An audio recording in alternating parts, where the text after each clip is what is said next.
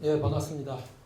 제가 좀 빨리 와서 저녁도 같이 먹으려고 그랬는데 그 앞에 일이 좀 늦게 끝나서 아슬아슬하게 왔습니다. 대부분들이 크리스찬이시죠? 다인가요? 대부분이 아니라? 저도 교회는 잘 안 나갑니다만 하여튼 크리스찬입니다. 제가 함세웅 신부님한테 친한 편이라서 교회 안 나가는 크리스찬이라고 해서 되게 좋아하시더라고요. 맞아, 크리스찬들은 교회 안 가야 돼. 일단 그 정도까지 왔는데요. 하여튼 제가 그러니까 이제 뭐 모태라고 할 수 있죠. 저희가 위에까지 이렇게 해서 기독교 문화에서 자랐는데 이렇게 여러분들도 아마 그 성경 구절 중에 그 이해 안 되거나 도전 받거나 어떨 때 가끔 짜증나는 성경 구절이 있잖아요. 제가 어려서부터 그 중에 하나가 너희는 먼저 그의 나라와 의를 구하라. 이 구절이 콱 항상 깝깝했어요. 그럼 어떻게 살란 말이야. 맨날 그렇게 살라고. 그리하면 뭐 해주리라 이런 거잖아요. 그러니까 그 인생 자체가 깝깝하다는 느낌이 들었어요. 어렸을 때. 맨날 의만 찾고 다니고. 그의 나라를. 그럼 내 나라는?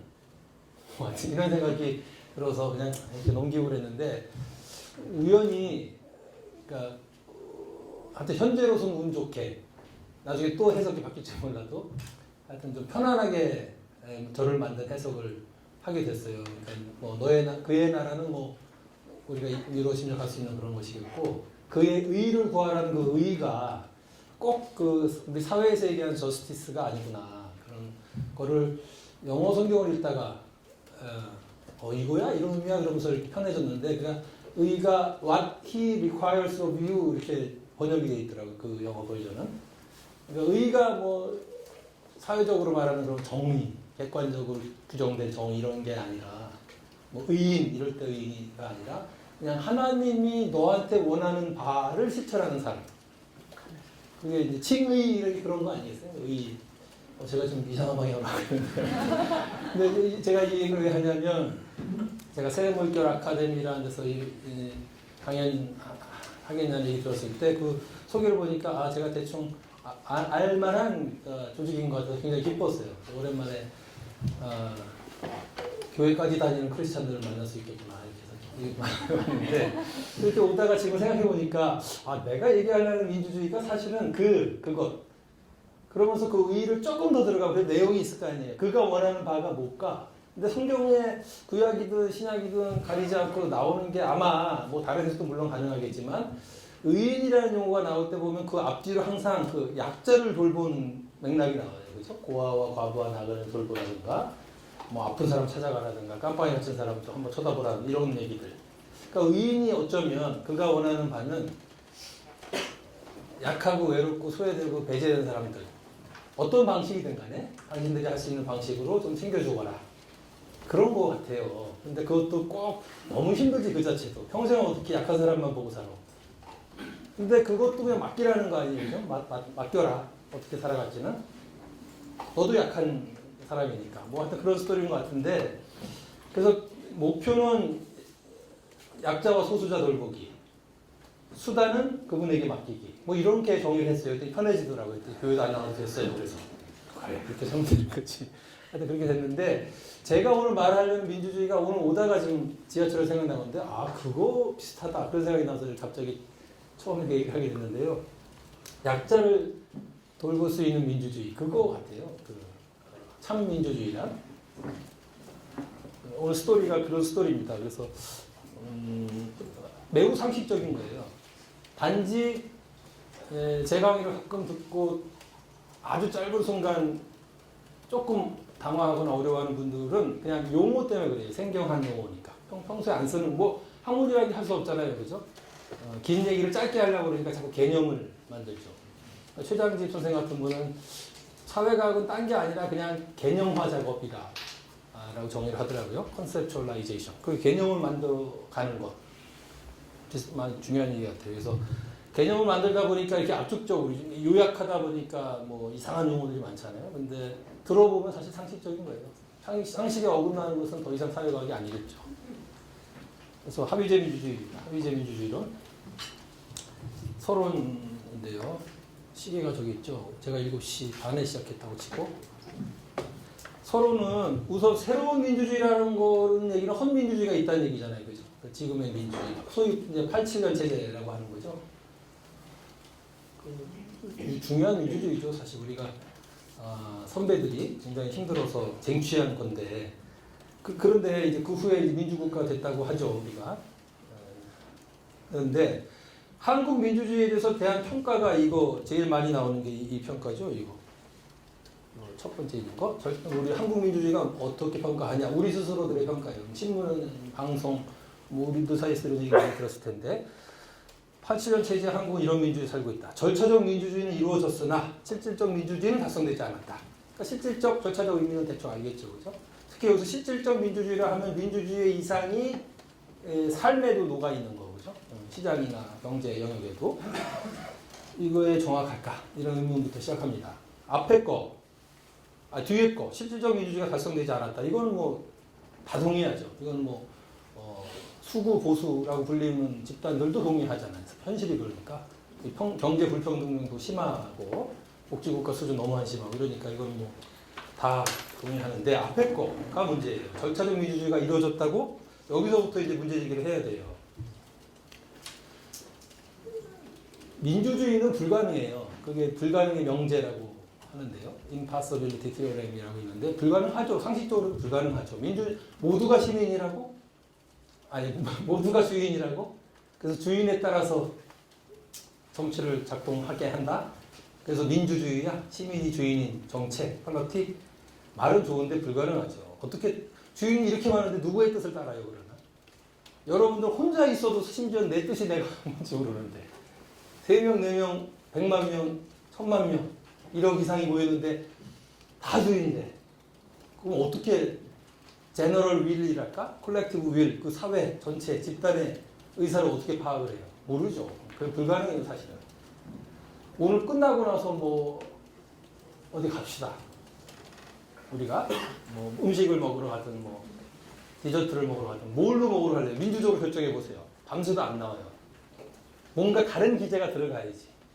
뭐 이렇게 제일 품위 있는 사람이 커피나 한잔 합시다. 그러면 그래 품위에 눌려가지고 갑시다. 사실 커피 먹으면 알러지가 나. 근데도 다수결로 커피를 마시러 가야 돼. 그럼 그 알러지 나는 사람 긁고 있어야 돼. 그러니까 이게 그는 주인이 아니야? 그러니까 이게 다 불가능해요. 좋은 뜻이지 이상. 그래서 이상의 민주주의는 많은 정치학자들 뭐 다죠 사실은. 정치학자들은 불가능하다. 단지 제도로 남아 있어요. 그래도 그 뜻은 좋잖아요, 그죠? 모두가 주인이 사회를 만들어 보자. 불가능하지만 그건 근접해 가자는 거잖아요, 그죠? 근데 근접해 가는 방식은 뭐겠어요? 선거? 그것도 제도잖아, 그죠? 공직자를 이러이러한 방식으로 뽑는 제도. 그 다음에 정당 체계를 구성해 보자. 민주적 의지를 모아보기 위해서 이것도 제도. 다 제도예요. 그러니까 제도로 민주주의의 이상에 가까이 가보자는 거예요. 그래서 제도는 진화되죠. 개혁도 되고. 사람은 진화 안 되지만 제도는 진화되잖아요. 매우 중요한 포인트죠. 그죠? 그 제도의 개혁을 거듭한 거죠. 민주주의라는 인베이션이 생긴 이후로 계속해서 조금씩 나아졌다는 것은 민주주의가 가능해졌다는 얘기가 아니라 그 뜻에 가깝게 갈 수 있는 제도들을 자꾸 개발하고 머리로만 개발하는 게 아니라 시민들이 이해할 수 있을 정도로 또 상용화 시켜놔야 되잖아요. 그 제도를. 너무 어려워. 뜻을 이룰 수 있는데 그걸 작동이 안 되죠. 그래서 일반인들이 그저 편하게 할 수 있는 제도들을 채용하기 시작해서 근접해 가는 거죠. 그게 민주주의에 가까이 가는 노력이고 다시 말하자면 민주주의는 제도일 뿐이에요. 그런데 실질적 민주주의가 이루어지지 않았어? 그럼 제도가 후진 거지. 근접을 못하고 있다는 거 아니야 지금. 그죠? 그래서 정치학자들은 이 말이 틀리다고 그러는 거예요. 절차적 민주주의가 이루어졌는데 어떻게 실질이 안 채워져? 절차와 제도가 갖췄어? 완성됐다고? 감히 완성이라는 단어를 써? 근데 실질이 이렇게 한심해? 그럼 무슨 제도가 그래? 이렇게 얘기하는 건 당연하잖아요. 그래서 한국의 무슨 문제, 87년 체제 문제는 절차가 미완 상태다는 거죠. 너무 한심한 수준. 대통령을 국민으로 뽑으면 실질적 민주주의가 이루어져요? 상식적으로도? 그 정도 간단한 절차로? 그죠? 그러니까 이렇게 시작돼요. 우리의 문제 제기는. 그래서 제도 개혁의 문제죠. 한국 87년 체제가 얼마나 문제가 있는지 아주 또 상식적으로 보세요. 다수결의 원칙이라는 건 아주 기본이잖아요. 그죠? 이것도 다수결의 원칙도 사실은 민주주의가 불가능하기 때문에 만든 제도잖아요. 다 시민인데 그 중에 제일 많은 쪽이 원하는 대로 하자 이거지. 만약에 33%가 커피를 마시러 가기로 하고 32%는 오렌지 주스, 31%는 그냥 물 마시자. 그럼 어떻게 돼야 돼요? 다수결의 원칙대로 하면? 커피잖아요. 그죠? 67%가 반대하거나 지지하지 않은 거예요. 합치면 다수가 반대, 싫어하는 거예요. 근데 33%가 찬성한다고 오직 그 이유 때문에 무조건 다 커피 마셔야 돼. 그죠? 이 거의 폭력이지, 사실은. 그죠? 그래도 어쨌든 다수결의 원칙 그중 나쁘자는 거예요. 제일. 그나마 승복 가능한 거예요. 그러니까 제도를 따는 게 아니에요. 풀 퀄리티가 좋아서가 아니라 그냥 승복할 만해 안 해. 이거죠. 다른 뭐 비탈 만한 방법이 별로 없으니까. 물리칠 만한 방법이 없으니까 다수결의 원칙을 가는 건데, 근데 그마저도 한국에서 안 지켜진다는 거죠. 만약에 다수결의 원칙이 여기 적혀 있는 대로 집합적 결정은 다수 혹은 최대 다수의 선호에 따른다 이렇게 정의한 거를 지키는데 다수결의 원칙이 관통되는 사회라면 한국 사회에서 강자가 더 많아요? 부자가 더 많아요? 약자나 가난한 사람보다? 뭐 강자와 약자의 기준, 부자와 가난한 사람의 기준을 뭘로 하든지 마음대로 정하시더래요. 동서고금, 강자와 부자는 늘 소수예요. 그건 이상한 사회 법칙이죠, 그죠? 압도적 다수는 약자죠. 근데 또 그것도 생각해보면 상식적으로 그렇죠. 이렇게 되죠. 힘이 어디로 가면 그냥 그 힘으로 재생산해내니까 힘을. 자, 그러면은 다수결 원칙대로라면은 약자를 위한 법이 제도와 절차가 나와야죠. 다수결대로 하자면. 근데 왜 맨날 아니지만 대부분 강자와 부자에게 더 유리한 법과 제도가 더 많이 양산되는 거 알잖아요, 우리가. 작동이 안 되는 거예요. 가난한 사람들을 위한 사회가 돼야 돼요, 다수결의 원칙이 되면. 갈수록. 그래서 결국은 복지국가가 되는 게 맞아요. 복지국가가 뭐예요? 가난하든 부자든 단지 시민이라는 이유 때문에 막말하자면 중류 이상의 삶을 살 수 있는 것. 이렇게 되잖아요. 가난한 사람들이 이긴 거예요, 말하자면. 가난하고 힘없는 사람들, 능력 없는 사람들에게 세금이나 사회제도를 통해서 보충해 주는 거잖아요. 그죠? 그렇게 법을 만든 거야. 왜? 다수가 원하면. 따라서 다수결의 원칙이 작동되면 당연히 복지국가로 가야 돼요. 근데 한국은 심하게 양극화 문제가 고쳐지지 않고 있잖아요. 전 OECD 국가에서 최악의 나라가 미국하고 한국이잖아요. 이런 것만 같이 가. 그래서 이 상식적으로 말이 다수결로 작동 안 되는 나라. 이 절차적 민주주의가 안 됐다는 얘기예요. 그죠? 의심 갈만하죠, 이거는. 그러면 이제 생각해 보자는 거죠. 뭐가 문제야? 민주주의 국가라며. 왜 다수가 원하는 게 안 돼? 오히려 그 반대야. 이것도 역시 상식적인데, 우리는 대의제 민주국가에 살고 있다고 그러잖아요. 그죠? 대의제란 뭐예요? 대리하는 거잖아. 시민을 대리하는 직업 정치가 혹은 정치 세력들을 내세워서 그들로 하여금 공동체를 운영하게 하는 거죠. 그러니까 시민들은 간접 운영하는 거잖아. 대리인을. 그게 대의제예요. 그죠? 레프리젠터티브 가버먼트를 만드는 거잖아요. 직접 민주주의 불가능하니까. 사실 또 가능할지라도 바람직하지도 않아요. 각자 자기 일을 해야지. 다 정치만 하면 어떡해. 그 하루에 몇 백가지의 법이 나와야 되겠어요. 작은 법까지 하면. 그걸 모든 시민이 다 만들려고? 말도 안 되는 얘기죠. 각자 자기가 원하는 바를 해야 되듯이 정치도 그거 잘하는 부류의 사람들이 있잖아요. 거기다 맡기는 게 훨씬 좋아요. 직업 정치가들에게. 그래서 대의제 민주주의는 당연한 건데, 그 대의제 민주주의는 대리인을 잘 뽑아야 당연한 거예요. 말 그대로라면 모든 시민들은 자기 대리인을 갖고 있어야 되잖아요.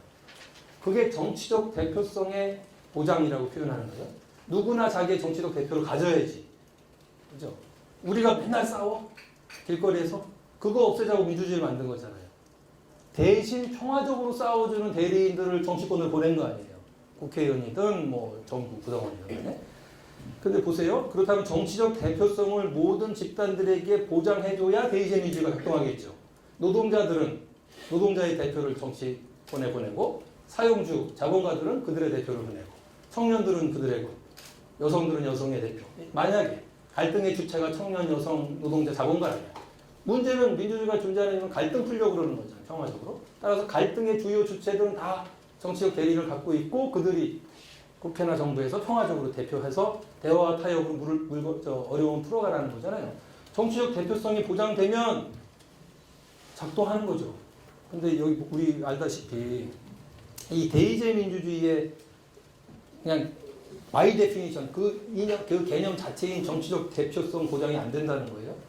우리 사회 대규모 구성 집단이잖아요. 노동자, 자영업자, 중소상공인, 청년, 여성 제대로 대표되지 않잖아요. 우리가 알거니와 한국 여기서 자기 생각에 정치적 대리인을 갖고 있다고 생각하시는 분 손 들어보세요. 그런 대의제 민주주의 시민이에요. 근데 왜? 누가 그래? 대의제 민주주의 시민이라고. 스스로 그냥 그렇게 생각하는 거지. 대의제 민주주의 산다고. 근데 작동은 안 되잖아요. 누가 여러분을 위해서 싸워줍니까? 그러니까 여러분의 정체성이 뭔지에 따라 물론 다르겠지만 노동자라고 생각하시는 분들은 자기 정체성을 그러면 노동자로서 당신들의 대표를 갖고 있느냐는 말이죠. 청년 문제가 심각한데 그럼 청년은 누가 청년을 대표해줘?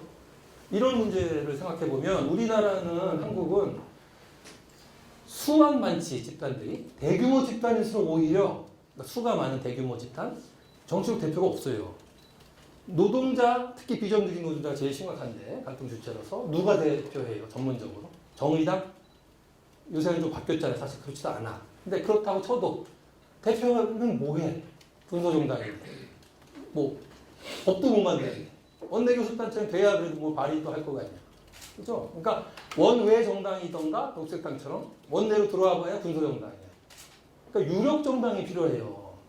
대표권을 발휘하려면. 그런데 한국의 경제활동 인구에 아주 거칠게 3등분하면 자본가들 빼고 비정규직 노동자, 정규직 노동자, 자영업자 거의 3분씩 하고 있잖아요. 그죠? 제일 큰 집단이에요. 경제활동 인구 중에서. 근데 비정규직 노동자 대표권 없어요. 자영업자 누가 대표해요? 정규직 노동자도 사실은 잘 대표되지 않아요. 그죠? 뭐 어떻게 구분을 할지라도 오히려 한국에서는 거대한 집단이 자기 대표를 못 갖고 있어요. 이런 문제죠. 그러니까 정치적 대표성이 보장이 안 되고 따라서 그들을 대표하는 정책을 만들 때 약자의 대표가 들어가지 않는다는 얘기잖아요. 안정적으로. 그러니까 약자를 위한 정책을 누가 만들어요, 그렇다면? 청년을 위한 정책을 누가 왜 만들어줘야 돼? 이런 문제죠. 그래서 절차적 민주주의를 제대로 해야 된다. 상식적으로, 교과서적으로, 정치 교과서에 나와 있는 적으로.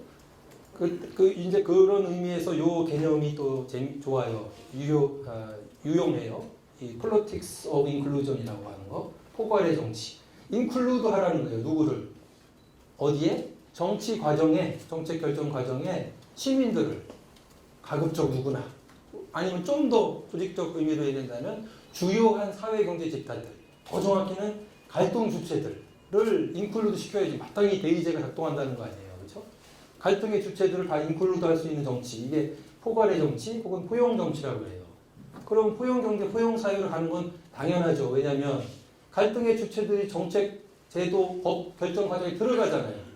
그죠? 그러니까 그들도 크게 미치지 않는 법과 정책과 제도가 나올 거고 따라서 경제도 그렇게 갈 것이고 사회도 그렇게 가니까 소위 인클루시브 폴리틱스에 의해서 포용 경제, 포용 성장, 포용 사회 가능해진다는 거죠. 그러니까 이게 사회 경제 집단들은 누구나 동등하고 효과적으로 정치 과정에 참여할 수 있는 길이 열려 있는 정치. 이게 포괄 정치라고 해요.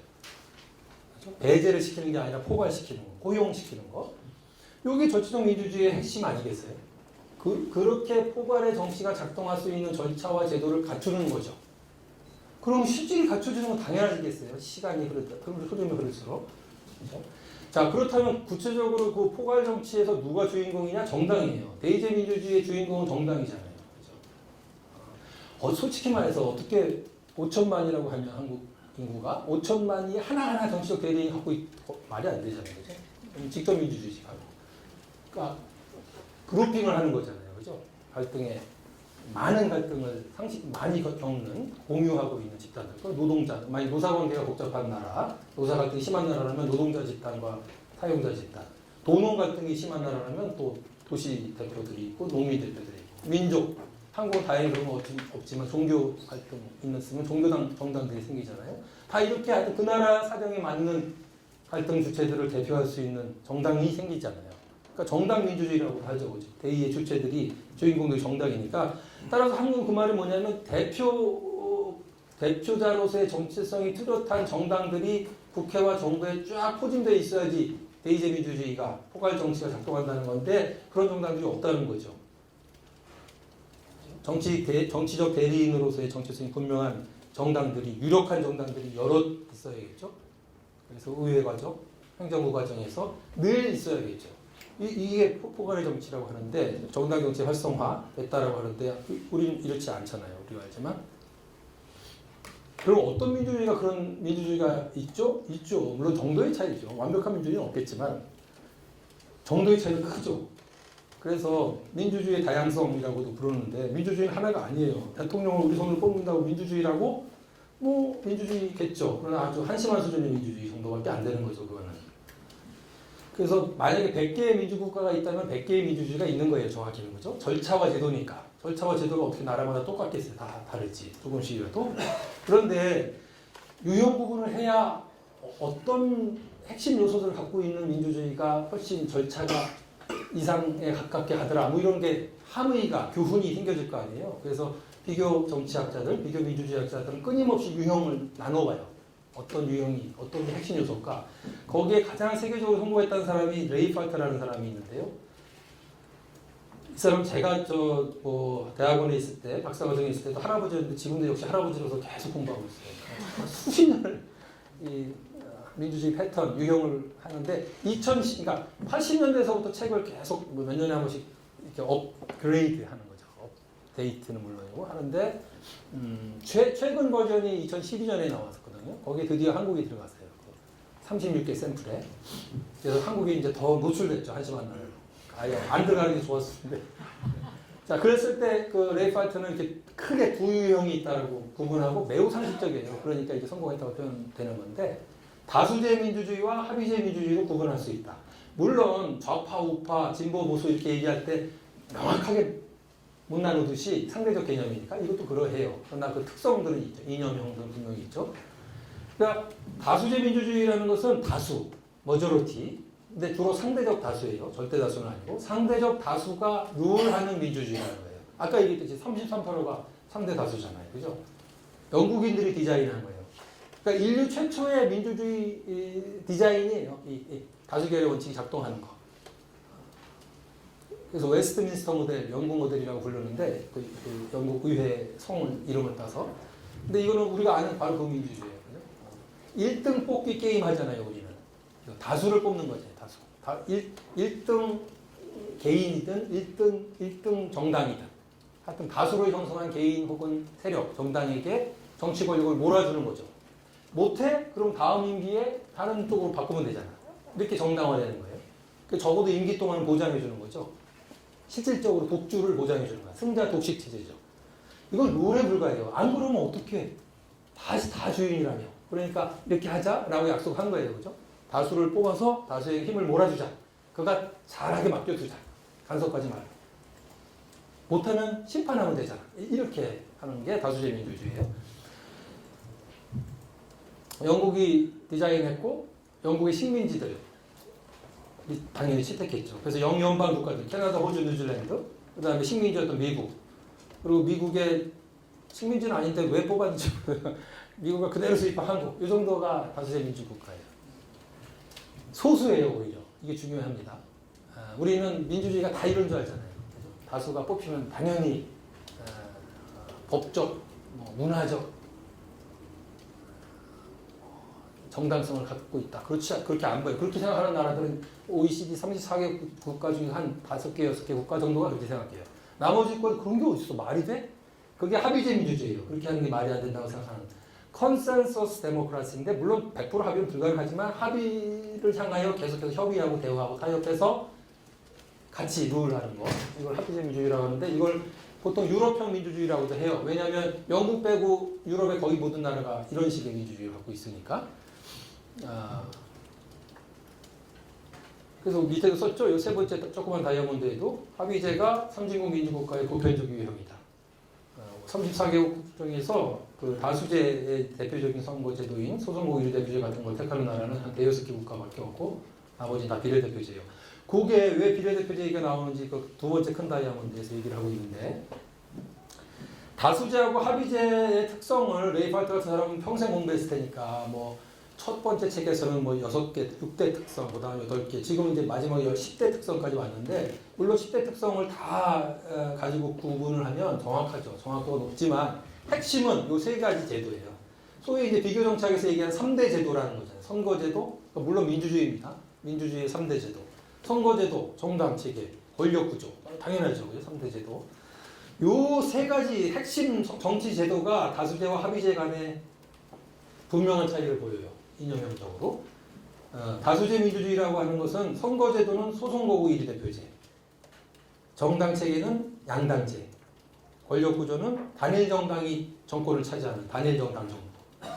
그죠? 자, 보십시오. 요 다수제 민주주의, 한국이 바로 이런 나라고, 영국, 미국 이 정도가 이런 나라라고 그랬는데, 소선거구 1위 대표제는 말 그대로 1위가 대표하는 1등 뽑기 게임이잖아요. 그죠? 박성광, 개그맨 했던 얘기, 이거랑 관련된 거 혹시 생각나는 분 있으세요? 명언이죠.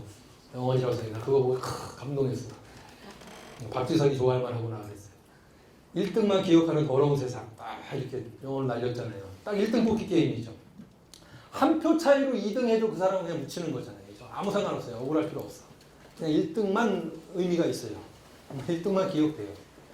그죠? 그러니까 1등 뽑기 게임이 전국 각 지역에서 일어나는 거예요. 지금 이제 좀 있으면 그거 정말 싫어.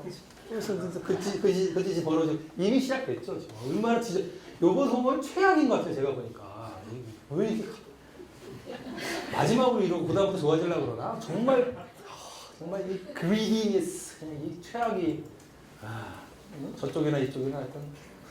근데 어쨌든 하여튼 사실 더럽지 않겠어요? 1등만 뽑는 데니까. 거의 다 인간이 고만하는데 거기서 1등만 의미가 나머지 다 쉬라니까. 근데 하여튼 보세요. 1등만 뽑으면은 양당제로 가요. 이게 드베르제 법칙이라고도 하는데요. 이것도 상식적이에요. 1등 뽑기 게임을 하면 그것도 계속 되풀이하는 거잖아요. 그죠? 총선 때마다. 그러면 예를 들어서 여러분들도 만약에 녹색당을 좋아해. 이게 보니까 녹색당 괜찮은 것 같아. 이렇게 생각해. 그래서 이제 4월 13일이 됐어. 그래서 여러분이 지역구에 나갈 거 아니야. 녹색당 찍겠어요? 정상이라면? 정상이라는 표현은 좀 웃기다. 합리적이라면.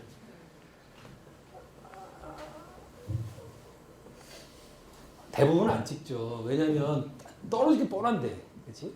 양당 그 경쟁인데. 찍어봐야 사표잖아. 그거 찍는 사람은 성격 처음 있는 사람이죠. 사표가 되게 뻔한데도 에이씨 보여주겠다는, 그렇게 보여주겠다는 사람들이 한 1% 있어요. 녹색당. 대부분은 내가 녹색당을 좋아하지만 1등 뽑기 게임에서 거기 가봐야 사표되니까 그나마 좀 비슷한, 뭐가 비슷할까? 그래도 빨간색보다 파란색이 비슷한가? 하여튼 보세요. 이게 합리적인 거지. 아니면 안 가든가. 투표장에 왜 가? 바보같이. 그죠? 그러니까 표가 어디로 몰려요? 어느 당, 그래도 비슷한 정당에 몰리는 거예요. 오른쪽도 마찬가지죠. 옛날에 하여튼 뭐 굉장히 우익 정당이 나타났어. 이런 정당이 나타났어. 거기 가고 싶은데 좀 쪽팔리게 될 것 같지도 않아. 그러면 또 거기서 또 빨간 당을 찍게 될 거 아니에요. 그런 식으로 좌우 양쪽에서 그래도 될 만한 당한테 표가 가는 거죠. 저쪽 이건 디맨드 사이드 스토리고 서플라이 사이드 스토리도 비슷해요. 여러분들이 이제 스스로가 유력한 정치가라고 혹은 깜이라고 생각해 보면 이제 내가 정치를 해야지. 나 같은 사람이 해야지. 하기 싫지만 그죠? 우리 사회를 위하여. 녹색당 안 가 근데. 녹색당이 맞다고 생각하는데 거기 가면 내가 언제 국회 가겠어? 그지? 실수하지 않는 한. 그러니까 비슷한 거 아닌 거예요. 민주당을 하든가. 그러니까 서플라이 사이드도 유력한 능력이 있는 사람들이 어느 한쪽 비슷한 진영 중에서 어느 한 당한테 가죠. 이런 일이 계속 벌어지는 거예요. 결국은 양당으로 모여요. 그래서 두 판이 1대1 구도가 되는 거죠. 그죠? 1등 뽑기는 늘 그래요. 그죠? 어느 나라나 그래요. 늘 그랬어요. 그러니까 법칙이라고도 부르는 거예요. 결국은 디베르제 법칙. 소선거구 1대표제 하면 양당제로 간다. 예외 없이 다 그래요. 지금 아까 34개국 소선거구 1대표제 하는 나라 보세요. 다 양당제지. 미국, 영국, 한국, 캐나다, 중앙정치는. 단일 정당 정부로 하는 것도 거의 당연하지 않겠어요? 양당이니까. 물론 세 번째, 네 번째 당이 없다는 건 아니죠. 그죠? 수권 능력이 있는 당이 두 당이라는 거잖아.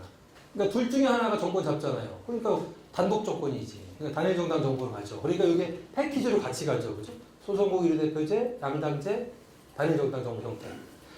디자인 형태를 보세요. 아까 얘기했듯이 영국의 의도죠. 승자가 독식하게 하자. 승자 독식 체제예요. 그게 효율성을 담보해준다라고 믿은 거죠. 그러니까 선거제도나 정당 체계나 권력 구조나 다 승자가 다 차지하게 만들어 디자인을 한 거죠. 합의제 민주주의는 바로 그 반대쪽 의도예요. 승자가 하는 건 유용하지. 100% 불가능한 건 우리가 알지만 그러나 갈 때까지 가보자. 다 같이 룰을 다 같이 거부할 수 있게. 이게 그래서 합의하게 하면 되잖아. 그래서 권력 공유예요. 이거는 승자 독식이 아니라 쉐어링이에요. 쉐어링. 그죠? 그런 철학이 있는 거죠. 그래서 디자인을 했겠죠. 어떻게 하면 제도로 이 우리의 철학을 구현할 수 있을까? 비례대표제. 이게 기본이에요. 비례대표제는 무엇이 비례된다는 거예요? 뭐 알지만 다시 정리하면 정당이 전국에서 받은 지지율, 득표율에 비례해서 의석을 나눠 가져라 이런 얘기잖아요. 만약에 아까 얘기했듯이 승자 독식 체제면 1등 아니면 나머지 다 의미가 없잖아요, 정치적으로. 그런데 의미 다 있다는 거예요. 5%를 얻은 정당이면 5% 의석을 가져라는 거죠. 만약에 총 의석이 100석이라면 5%면 5석이잖아. 다 꽝이 아니라 1등만 의미 있는 게 아니라 그죠? 그런데 보세요. 모든 정당이 지지받은 만큼 의석을 나눠 가질 수 있다고 한다면 그리고 산업화를 거쳤다고 보세요. 한국처럼 산업화도 거쳤어. 산업화를 거쳤다는 것은 상징적으로 뭘 얘기하냐면 매우 복잡하다는 거죠. 갈등 주체들이 많다는 거 아니야. 노동과 자본, 노동 중에서 또 정규직과 비정규직, 또 산업, 내수산업과 수출산업, 청년과 장년, 하여튼 온갖 갈등이 다 벌어지는 거죠. 그죠? 농업 섹터와 도시 섹터, 아까 얘기했다. 거기다 종교, 민족 갈등까지는 나는 더 할 것이고, 이 복잡한 사회 내 비례대표제야. 그러니까 어느 한 당이 50%를 넘는 지지를 받을 가능성은 거의 제로예요. 워낙 갈등이 많으니까 그 갈등을 각각 대표하는 정당들이 생겨날 거 아니에요. 정치 시장이 열린 거니까, 비례대표제니까. 그죠? 그러니까 보세요. 유럽에 예를 들어서 비례대표제를 택하고 있는 나라 중에서 50% 넘는 정당이 생기는 것은 이변이죠. 그건 영국거리죠. 말도 안 돼. 말이 거의 안 되는 거죠. 스웨덴 3인당 같은 게 아마 제일 인기가 많은 비례대표제 국가의 특정 정당일 텐데 그래봐야 40%. 그죠? 40% 넘고 50% 육박하면 와, 놀라잖아요. 보통은 30%뭐 이렇게 40% 초반 한만 인기가 있어도 당연하지 않겠어요? 서로가 다양해진 사회니까. 한국만 하더라도 만약에 비례대표 때 보세요. 녹색당 단박에 저는 5% 이상 받을 거예요. 그 아까 표를 민주당에 던진 사람이나 그냥 집에서 잤던 사람들이 이제 갈 거라고. 내 표가 사표가 안 된다는 확신이 생기니까. 5% 모일걸? 아마 처음에는 안 될지 몰랐어. 시간이 흐르면. 그죠? 정의당도 아마 훨씬 좋아. 보세요. 2004년, 그 다음에 2012년에 정의당 혹은 통합진보당 그 계열의 정당이 각각 10%, 13%, 14% 이렇게 됐죠? 13%라고 칩시다. 그게 2004년이었나? 2012년에도 아마 그랬죠? 비례대표제 국가였으면 13%면 몇 석이에요? 39석이에요. 39석. 그죠? 당장의 유력 정당이잖아. 그죠? 근데 한 번도 원내교섭단체 구성해 본 적이 없었잖아요. 맨날 군소정당이었잖아. 불쌍하죠. 13% 갖고. 너무 억울한 거야. 그런 정당 입장에서는. 안철수. 얘기 안 해도 싫어하시는 것 같아요. 안철수 씨가 2012년에 잘 나갈 때 막 50% 육박하고 그랬잖아요. 그죠? 근데 평균, 나중에 떨어지고 그랬는데 평균 한 25% 유지했어요. 비례대표제에 있으면 저렇게 무리수 안 뒀어요. 그 양반도. 뭐 성격이 나쁘겠어요. 특별히. 다 그만하지. 근데 저렇게 무리수 두는 이유가 짜증이 나니까 그런 거 아니야. 내가 한때 50% 넘었던 가까이 갔던 사람인데 근데 평균 25% 갖고 비례대표제 국가 갔으면은 좋은 성격 그대로 유지해도 되는 거죠. 의석수가 엄청나니까. 25%. 새누리당을 수구 보수 코얼리션이라고 부르잖아요. 그죠? 수구 세력과 보수 세력이 연합한 정당. 그리고 수구가 주도를 하는. 이렇게 수구와 보수는 구별을 해줘야 돼요. 그죠? 보수는 밸류 뉴트럴 해요. 나쁘고 좋은 거 없어요. 보수인 사람이 나쁜 짓 할 수도 있고 좋은 짓 할 수도 있고. 진보도 마찬가지고. 진보라고 착해? 나쁜 진보도 많고. 이념이 다를 뿐이지. 생각하는 바가. 근데 수구 이렇게 하면 거기는 밸류가 들어간 거잖아요. 그죠? 자기네가 기득권을 갖고 있고 그거를 놓치고 싶지 않아 해. 수구는 약간 비판적인 용어인데 수구 기득권층과 합리적 보수가 연합돼서 새누리당을 유지하고 있다. 이렇게들 평가를 하잖아요. 그래서 수구, 보수, 코얼리션 이렇게 얘기하는데 만약에 비례대표제 국가라면 합리적 보수 세력은 나오죠. 10%만 얻어도 30석인데. 근데 지금 선거제도에서 나오면은 안 돼요. 다 사표 걱정돼서 표를 안 찍을 것이므로. 그러니까 안 나오잖아요. 그러니까 선거제도가 그렇게 중요한 거죠. 근데 어쨌든 비례대표제니까 이제 권력 공유가 이렇게 시작되는 거예요. 5%도 오케이, 10%도 오케이. 그러니까 다당제로 가죠, 당연히. 한 당이 50% 이상을 얻기가 힘들 것이므로. 그죠? 그러니까 유럽을 보면 평균 한 4당 플러스 마이너스죠. 그죠? 최소한 3당 이상이에요. 유럽 정당 3대 이상. 그래서 비례대표제는 다당제로 하는 건 당연하고, 그리고서 정부도 상식적으로 어떻게 되겠어요?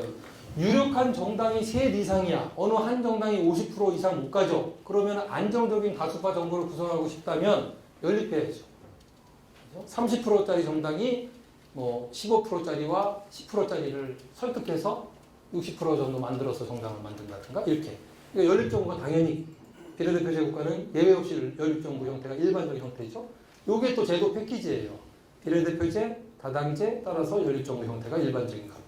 요게 합의제 정치제도라고 해요. 요 세 정치제도에 의해서 두 민주주의 유형이 구분이 거의 정확히 돼요. 이쪽에 가까울수록 어느 형태의 민주주의, 저쪽일수록 그 형태 이렇게 돼요. 거의 정확히 보이지 않아요? 이 특성이 좀 보이죠, 그죠? 다수제와 합의제의 특성. 한국은 당연히 다수제죠. 한국만이 아니라 다수제 민주국가들의 일반적 약점을 좀 요약한 게 그 끝에 큰 다이아몬드예요. 이건 미국, 영국, 한국 이런 나라들에 있는 거. 소수 대표의 문제. 이게 뭐 예를 들어서 노태우 34%인가 그랬어요. 1등이니까 대통령 됐잖아요. 아까 얘기했듯이 66%가 찬성하지 않았던 대통령이죠. 이런 걸 소수 대표의 문제라고 그래요. 34%는 소수잖아. 66%가 아니니까. 그러니까 합치면 다수가 반대하거나 지지하지 않은 대통령인데 34%의 지지로 100%의 대표권을 갖잖아요. 그러니까 정당성이 떨어지죠. 그죠? 그래서 이게 마이너리티 레프리젠테이션의 문제, 소수 대표의 정당성 문제. 정당성 그냥 정신적으로 문제 있다는 것뿐만 아니라 사실이 문제예요, 이게. 자기도 위축되고 66%가 반대하는 거 알잖아요. 그래서 물 대통령인가? 뭐 꼭 그렇지도 않아요. 그거 갖고도 막 독재하는 사람 많으니까. 근데 민주화 이후에 어느 대통령도 실질적으로 50% 넘는 대통령 없었어요. 박근혜가 투표율은 50% 넘었죠? 52%인가? 투표 한 사람 중에. 근데 안 한 사람까지 계산하면 그렇게 안 돼요. 그러니까 항상 정통성 문제 있죠. 국회의원도 그렇죠. 1등만 하면 되니까. 50% 이하의 득표로 되는 국회의원 더 높든가? 뭐 비슷하든가 그래요. 그러니까 이것도. 불비례성 문제 있다가 할게요. 비례되지 않는다는 건 당연하잖아요. 그렇죠? 아까 득표율과 의석점 일간의 비례에 지지하는 만큼 권력을 가져? 그렇지 않잖아요. 1등 하면 되니까. 적은 지지로도 100% 대표권을 가지니까 불비례성이 문제죠. 그 다음에 정치의 기본 기능은 사회통합하라고 민주주의를 만든 거잖아요. 싸우지 않게 하라. 한마디로 이거예요. 한마디로 서혜성 작가가, 서혜성이라는 작가가 맨날 하는 얘기. 민주주의가 있는 얘기는 전쟁하지 말라고, 싸우지 말라고 길거리에서. 맞아요. 그냥 우스갯소리처럼 던진 거지 맞는 얘기라고. 그죠? 품위 있게 싸우라는 거지. 누구 시켜서. 그렇죠? 그래서 왜 싸우지 말기? 통합을 유지하면서 이렇게 서로가 서로의 파트너십을 인정하면서 그러나 갈등이 없으면 그 사회 죽은 거죠. 갈등인 건 너무 당연하죠. 갈등을 없애야 됩니다. 여러분 이건 독재자의 연설이죠. 갈등을 어떻게 없애 인간이? 그러면 숨쉬지 말라는 얘기야.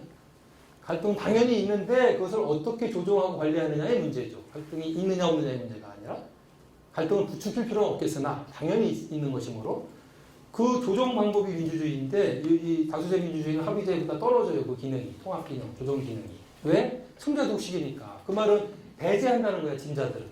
그렇죠? 쉬라는 거 아니야, 그냥. 쉬라는 거야, 심플리. 그래서 포괄의 정치가 아까 민주주의, 대의제, 다수제 민주주의의 핵심이라면 이 다수제 민주주의, 합의제의 특성이라면 다수제의 특성은 배제의 정치예요, 기본적으로. 승자 독식이라는 의미는 패자 전몰이라는 뜻이니까. 그죠?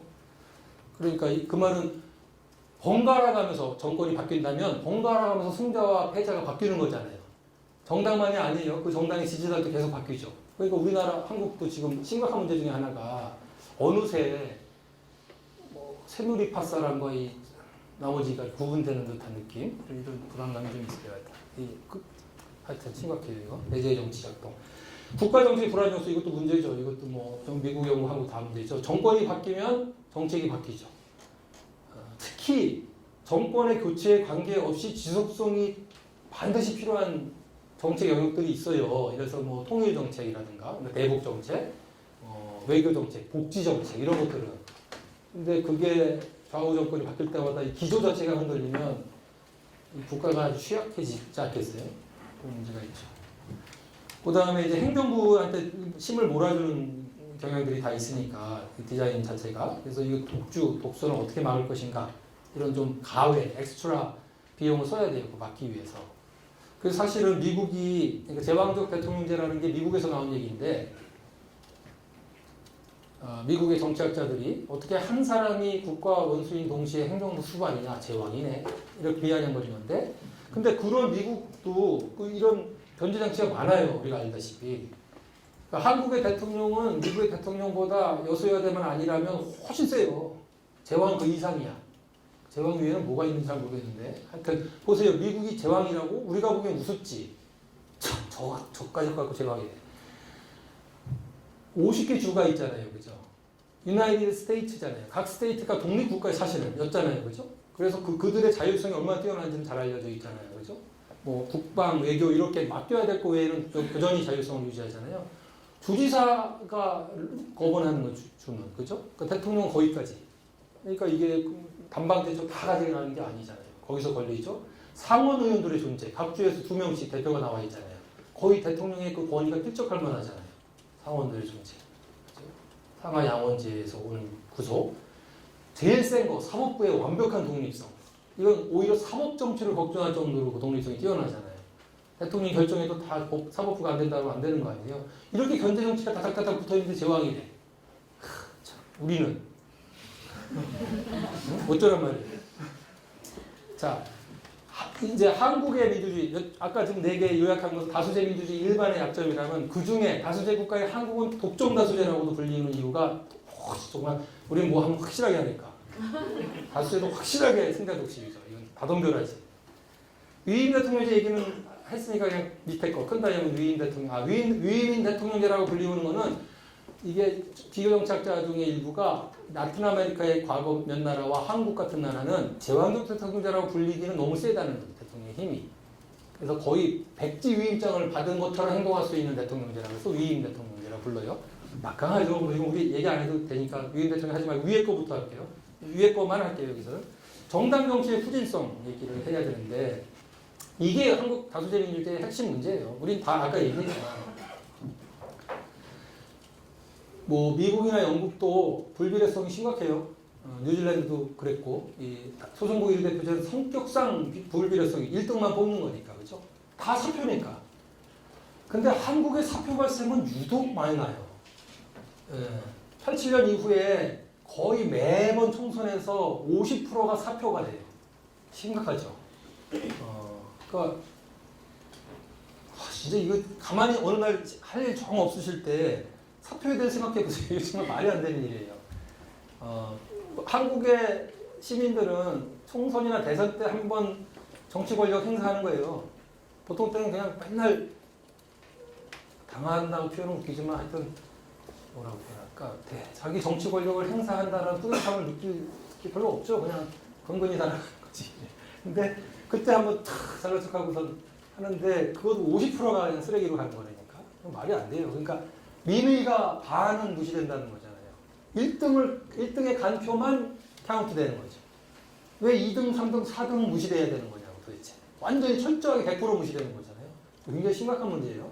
근데 왜 사표가 많이 발생한다는 얘기는 승자가 한 큰 승률이 아니라 뭐 3, 40% 갖고 1등 되니까 그렇게 표가 많이 가. 30% 나머지 60%가 각 지역구에서 다 버려진다는 거 아니에요. 그러니까 그 말은 1등 된 사람들의 그들이 받은 표의 비중이 그렇게 높지 않아도 된다는 얘기죠. 그래서 이게 왜 그렇고 지역주의가 심각해요.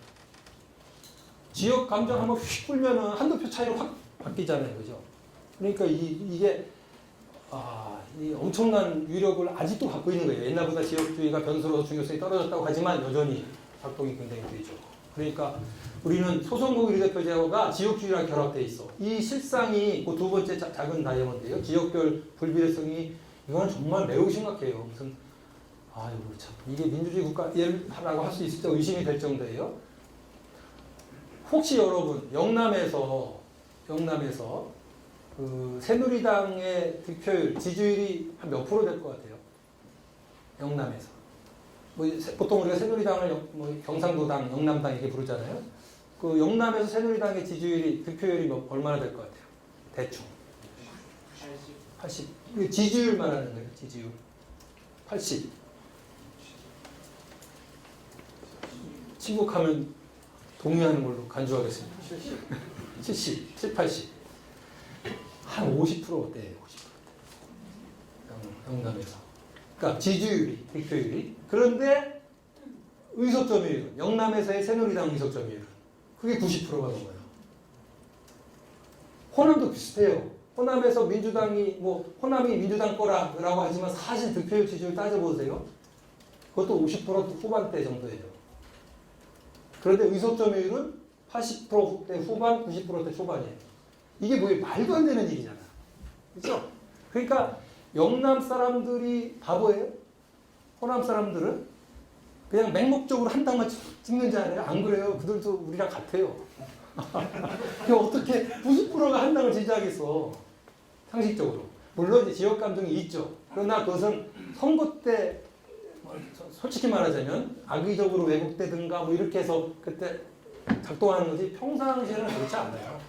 과거보다는 감정적으로 실질적으로 우리 국민들이 앞서는 거 정치 제도보다 많이 해결되고 있어요 스스로. 그런데 그건 사회에서 그럴 뿐이지 사실은 선거는 이렇게 돼요. 50%대의 득표 지지율로 90%대 의석을 가져가야 되니까. 왜? 1등만 뽑으니까. 50%대 득표를 받으면 50%만큼 의석을 가져가야지 상식에 부합하지 않아요? 그런데 그 50%가 지역별로 나뉜다니까. 2등, 3등한테 간 것도 다 합쳐서 50%대라는. 그 나머지 40%대라는 거 아니에요. 50%가 아닌 40%대. 그러니까 1등만 의미가 있으니까 사표가 그렇게 많이 발생한다는 거죠. 50% 득표율로 90%를 먹는 양지역에서. 그러니까 양지역의 정당 독점이죠. 시민들의 의사와 전혀 관계없는 건 물론 아니지만 크게 관계는 없어요. 50%대 정도니까. 의심한 문제 아니에요. 이게 두 거대 지역에서 일어나고 있다는 거죠. 그런데 영남의 인구는 호남의 2배잖아요. 그 인구라 하면 여기서는 사실은 의석수는. 그러면 누가 이길까? 다른 변수가 일정하다면. 앞으로도 뻔해요. 어느 당이 늘 1등 할지는. 응? 이게 그대로 가면. 이 지역주의와 선거제도 그대로 가면 안 봐도 뻔하지 뭐. 자, 이게 지역별 불균형성이 심각한 거대 양당 독과점 체제예요. 그렇죠? 두 당은 각 자기 지역에서는 독점하고 국가 전체로는 과점하고 부당 과점. 그렇죠? 복점제라고 하는. 자, 이렇게 되니까 보세요. 이 대표가 영남 대표와 호남 대표가 있는 거죠, 사실. 농민 대표, 노동자 대표, 청년 대표가 아니잖아요. 그죠? 별로 의미가 없어요, 그러니까 당들에게. 자, 그러니까 보세요. 문제는 사실은 노동으로서의 정체성을 가지고 있는 사람, 특히 비정규직 노동자, 자영업자한테 문제가 있는데 그들을 호남, 영남 대표권 갖고 그들의 갈증이 해결이 돼요? 안 되잖아. 비정규직 노동자를 대표하는 정당 혹은 정치인이 정책 과정에서 비정규직 노동자의 문제를 대변해줘야지. 근데 그가 알아요, 국회의원들은. 나는 호남에서 당선된 거지. 내가 호남 지역구를 관리를 잘하면 내가 또 당선될 수 있다고 생각하지 비정규직 노동자를 대표한다고 해서 내가 당선돼? 아니라고요. 복지국가를 위해서 내 정치 생명을 바쳐야 돼? 왜? 미쳤어? 내 지역구 관리하는 게 훨씬 낫지. 관계가 없어요. 그 재선과. 복지국가, 비정규직의 문제, 청년의 문제는. 이렇게 되니까. 그죠? 그러니까 그 사람들이 굳이 특별히 나빠서가 아니에요. 무책임해서가 아니라 그냥 합리적으로 하는 거예요. 재선되려면 지역구 관리가 훨씬 좋죠. 300명 국회의원들 중에서 여러분들, 우리가 대부분 아는 사람들 손꼽아 보세요. 한 10명, 20명밖에 안 돼요. 그죠? 나머지 다 어디 가세요, 그 사람들? 근데 재선되잖아. 조용히. 복지국가랑 관계없이. 경제민주화랑 전혀 관계없이 막 3선, 4선 되잖아요. 조용하게. 그래서 그런 거죠. 그러니까 이게 뭐 정치적 대표성이 보장이 안 된다는 거는 바로 이 제도 때문이라니까요. 정치적 대표가 안 되잖아요. 주체들이, 갈등 주체들이. 그래서 어떻게 돼? 억울한 일이 생기면 정말 미치겠어. 필거리 나가는 거지. 근데 그러면 또 미개해야 돼. 야만적이래. 그럼 어쩌란 말이야. 그죠? 제가 보기에는 솔직히 이렇게 정치적 대표성 보장 기능이 미흡한 민주주의에 살고 있는 시민들이 저렇게 길거리 안 나가는 게 이상해요. 나는. 진짜 객관적으로 이 정도는 난리 났어야 돼 매일. 아니 방법이 없잖아 채널이. 근데 왜 뭐 그리고 보세요 가끔 시위를 해. 그리고선 또 다 청소까지 해. 뭐 되는 거야 지금. 하여튼 이런 문제가 있어요. 그래서 미개한 일들이 계속 벌어질 수밖에 없어요. 기대에는 못 미치지만 하여튼 계속 벌어져요. 우리 한국 민주주의의 이제 그 결함이 정치적 결함을 얘기했다면 이 결함 그것 때문에 이런 큰 두 번째 결함인데 바로 아까 얘기했던 실질적 민주주의가 보장될 리가 없죠. 이거는 정치적 대표가 없는데 실질적 민주주의의 핵심은 뭐예요? 약한 사람 보호해준 민주주의가 실질적 민주주의죠. 외로운 사람, 소외된 사람. 그래서 제가 아까 의 얘기한 거죠. 이게 의 아니에요? 이게 지켜준 나라가 의로운 나라죠. 근데 안 그런 거죠, 우리는. 헌법 119조 2항, 요새 유명해진, 원래 유명해진 김종인 박사가 만드는데 협격한 공을 해서 김종인 조항이라고도 불리고 그런 건데, 이거 제가 그 중략한 부분 읽어볼게요. 이건 꼭 의로운 나라의 헌법 조항 같아요. 국가는 경제의 민주화를 위하여 경제에 관한 규제와 조정을 할 수 있다. 이렇게 써 있어요. 감동적이죠? 국가가 경제 민주화를 위해서 일하라고 명령하고 있는 거잖아, 헌법에서. 그죠? 그러기 위해서 뭘 하라고? 규제하라고, 조정하라고, 시장을. 이렇게 명령을 하고 있어요, 헌법에서. 얼마나 의로워. 이거 왜 규제하고 조정하겠어요? 민주화를 위해서, 경제 민주화. 경제 민주화는 누구를 위해서 필요한 거야? 약자를 위해서 필요한 거잖아요. 그러니까 이거는, 감동적인 조항이죠. 근데 안 지켜지는 건 다 알잖아. 김종인 박사도 알죠. 이거 사문화됐다고 맨날 이런 거에서. 그 있어 뭐야? 그 특유의 말투 같고. 왜냐하면 이 사문화 될 수밖에 없어요. 우리 정치 구조상 이미 이미 벌써 그렇겠구나라고 생각하고 계시겠지만 보세요. 국가는 이렇게 하라 하잖아. 국가가 조정하라고 그러는 거잖아. 근데 국가가 어디 있어요, 사실은? 국가는 그냥 개념에 불과하지. 국가가 뭐 남자예요, 여자예요? 성격이 좋아요? 그런 게 어디 있어? 국가는 존재하지 않죠. 사실은 정권을 잡은 정당은 이렇게 얘기하는 거죠. 그게 국가 역할을 정당이 하는 거예요. 그래서 구체적으로는 정당한테 하라는 거야. 집권당에게. 혹은 집권한 연립 정당들에게. 근데 그럴 만한 정당이 있냐고요, 우리가. 나라에. 정의당 내가 하겠습니다 그러겠지. 근데 정권 잡을 리가 있어? 그러니까 의지와 능력을 겸비해야지. 의지만 있으면 뻥이지 맨날. 허세고. 새누리당 능력 있죠. 늘 있을 거야. 뭐가 없는지는 우리가 알잖아요. 근데 거기는 사실 정당으로서는 새누리당 욕할 게 아닌 게 수구와 보수를 대변하는 정당이잖아요. 정당 시스템론으로 보면 제일 정당 같은 정당이 우리나라에서. 정확하잖아요. 요새 좀 이상해졌지. 여태까지 계속 정확했어요. 누구를 대표하는지 정확히. 한치의 오차도 없이. 개파로 싸우다가도 고문제만 하면 딱 뭉쳐요. 이게 정당이지. 그죠? 당 규율이 확실해요. 이 문제에 관한 한. 그 새누리당이 정체성은 분명한 거예요. 근데 이 조항을 실천할 의지는 당연히 없죠. 경제 비주얼 왜 해? 미쳤어? 우리 당의 안정적인 지지 그룹과 위배되는 일인데. 그럼 하나 남은 당이 요새 또 국민당까지 생각했다. 그건 일단 두고 아직 어떻게 될지 모르니까 그 나머지 당이 뭐가 있어요? 의지가 있어요? 능력이 있어요? 민주당이. 정체성도 없는 당이잖아. 무슨 당이야 그 당은? 누구를 대표해요 민주당이? 호남 대표하는 것은 인정. 그 외에는 누굴 대표해야 되는 거예요? 그렇죠? 불분명해요. 다 대표한대. 다 대표한다는 것은 아무도 못 대표하는 거죠. 그러니까 이 헌법이 어떻게 사문화가 안 되겠냐는 거죠. 재선에 관계가 없어요. 아까 얘기했지만. 국회의원들은 재선을 위해서 살아요. 막말로 하죠. 근데 그거 나쁜 거 당연하죠. 왜냐면 국회의원이 자기가 스스로 훌륭하거나 착하거나 의롭다고 생각해. 혹은 앞으로 그럴 거라고 생각해. 그럼 당선돼야 되잖아, 일단은. 당선돼서 조금 생각이 바뀌면 다시 고민하고 좀 나아지겠지만 하여튼 당선돼야 되잖아. 대선이 1차 목표예요, 모든 국회의원은. 안 그러면 그것도 욕먹어야 돼. 권력 의지가 있어야지, 정치가지. 그런데 문제는 그 재선 가능성을 높여주는 게 이런 경제민주화 조항 같은 거 지킨다고 보장되지 않아요. 지역구 국민들에게 경조사 참석하고 같이 울어주고 웃어주고 마셔주고 이래야지. 발인해주고. 그죠? 쓸데없이 차도 없는데 막 6차선 도로 쫙 지방에 가보세요. 지방 공원 가보세요. 공원 얼마나 훌륭해. 사람 아무도 없는데. 그렇죠? 이런 짓거리 하고 있는 거예요. 진짜. 그 공원 밑에는 젊은이들이 밥을 못 먹는데 이건 복지의 문제잖아. 경제민주화 얘기지. 누가 공원 줘달래. 6차선 깔아달라고 그랬어. 근데 그 짓 해요. 생생내느라고. 자기 지역의 구민들만 누릴 수 있는 이익을 갖다 주는 거죠. 그죠? 그래야지 재선되니까. 그래서 이 조항이 작동할 리 별로 없어요.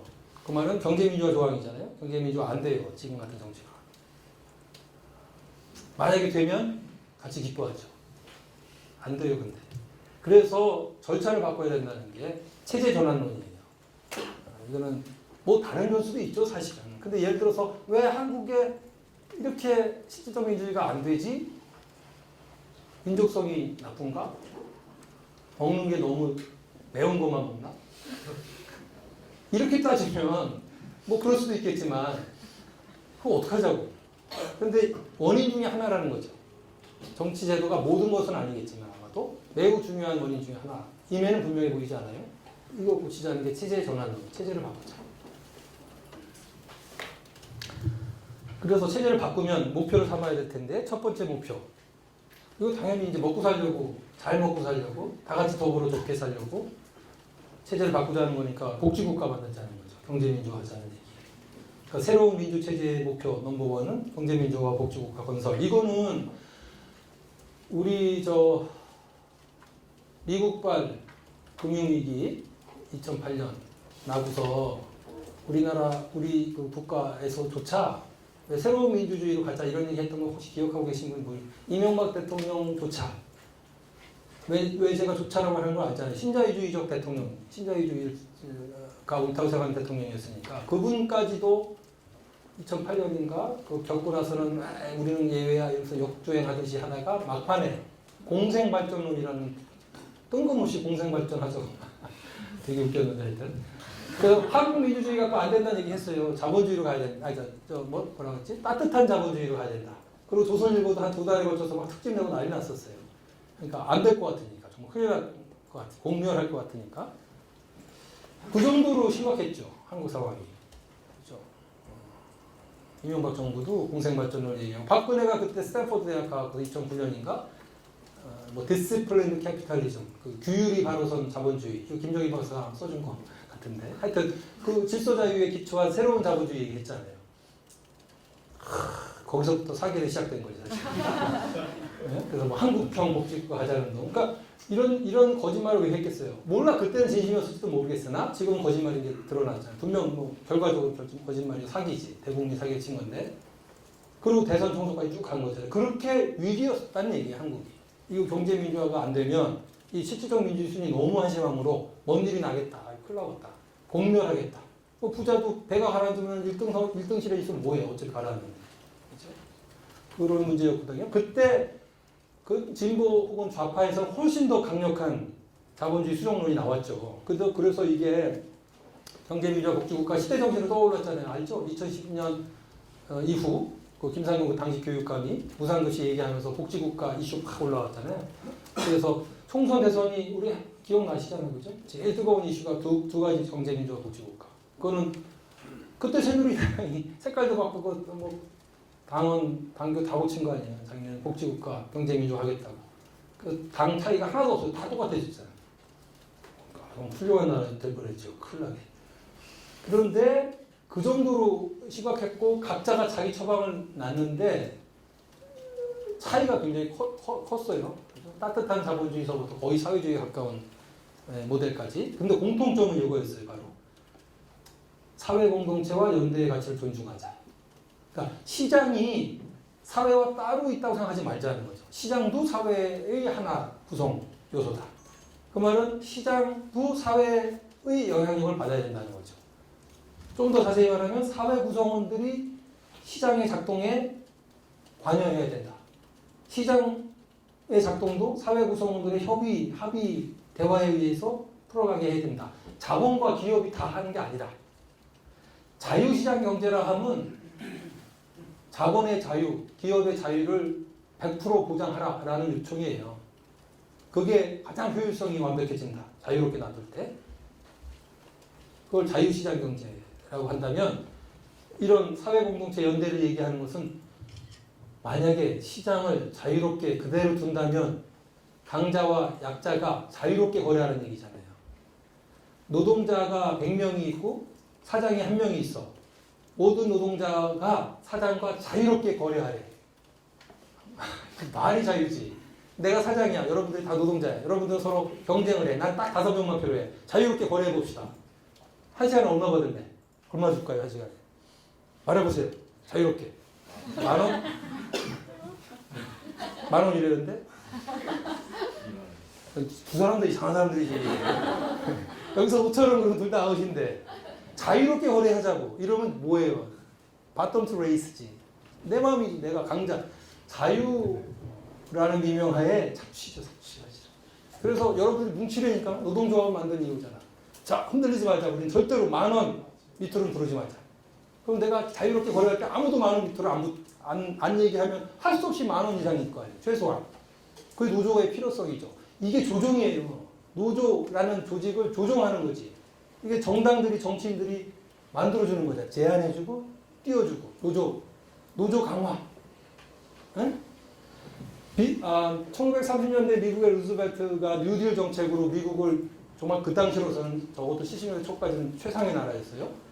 우리가 뭐 미제, 뭐 미국 1등, 이게 그때예요, 사실. 뉴딜 성공하고 2차 대전 후에 70년대 초까지 한 25년. 이게 미국의 황금기였죠. 뉴딜의 핵심이 무슨 토목공사에 사람들 썼다 이거 아니에요. 뉴딜의 핵심은 노조 강화예요. 그래서 임금을 올린 거예요. 자본가들이 임금 올렸다는 얘기는 뭐예요? 자본가들이 돈 풀게 했다는 거죠. 노동자들이 훨씬 더 임금을 많이 받으니까 많이 쓴 거잖아. 많이 쓰니까 투자가 촉진이 되고 생산도 더 해야 되고 임금은 올라가고 이게 선순환이 된 거예요. 그래서 미국이 분배가 된 거예요. 임금이 올라가야 분배를 되는 거죠. 제1차 분배잖아, 시장에서의. 그게 조종이라니까. 루즈벨트의 시장 조종, 시장 개입이죠. 그래서 경제민주화 됐잖아. 아주 좋은 얘기잖아요. 그래서 조종시장 경제라고 불려요. 이게 CME라고 해요. Coordinated Market Economy라고 해서. 아까 얘기했던 것은 Liberal Market Economy, LME. 그래서 마치 우리가 민주주의가 다양하다라고 우리 처음에 하고서 시작했잖아요. 그렇듯이 자본주의도 다양하다는 거죠. 미국식 자본주의만이 자본주의가 아니라는 얘기예요.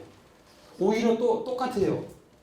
미국식 자본주의는 유럽에 가면 낯선 자본주의야. 어떻게 저렇게까지 하지? 자유라는 미명하에.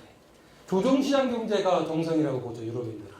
어떻게 시장을 그대로 놔둬? 그대로 놔두면 정글이고, 정글은 사자가 토끼, 사슴 다 먹어도 아무도 말할 수 없는 자유롭게 먹겠다는데.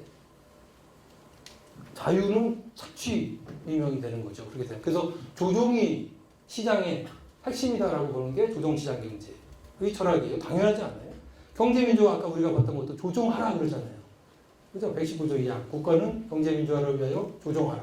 조종시장 경제를 천명한 거예요. 우리도 사실은. 근데 심하게 LME로 갔죠. 심한 자유시장 경제 국가 치고도 매우 심하죠. 우리는 뭐 하면 화끈해.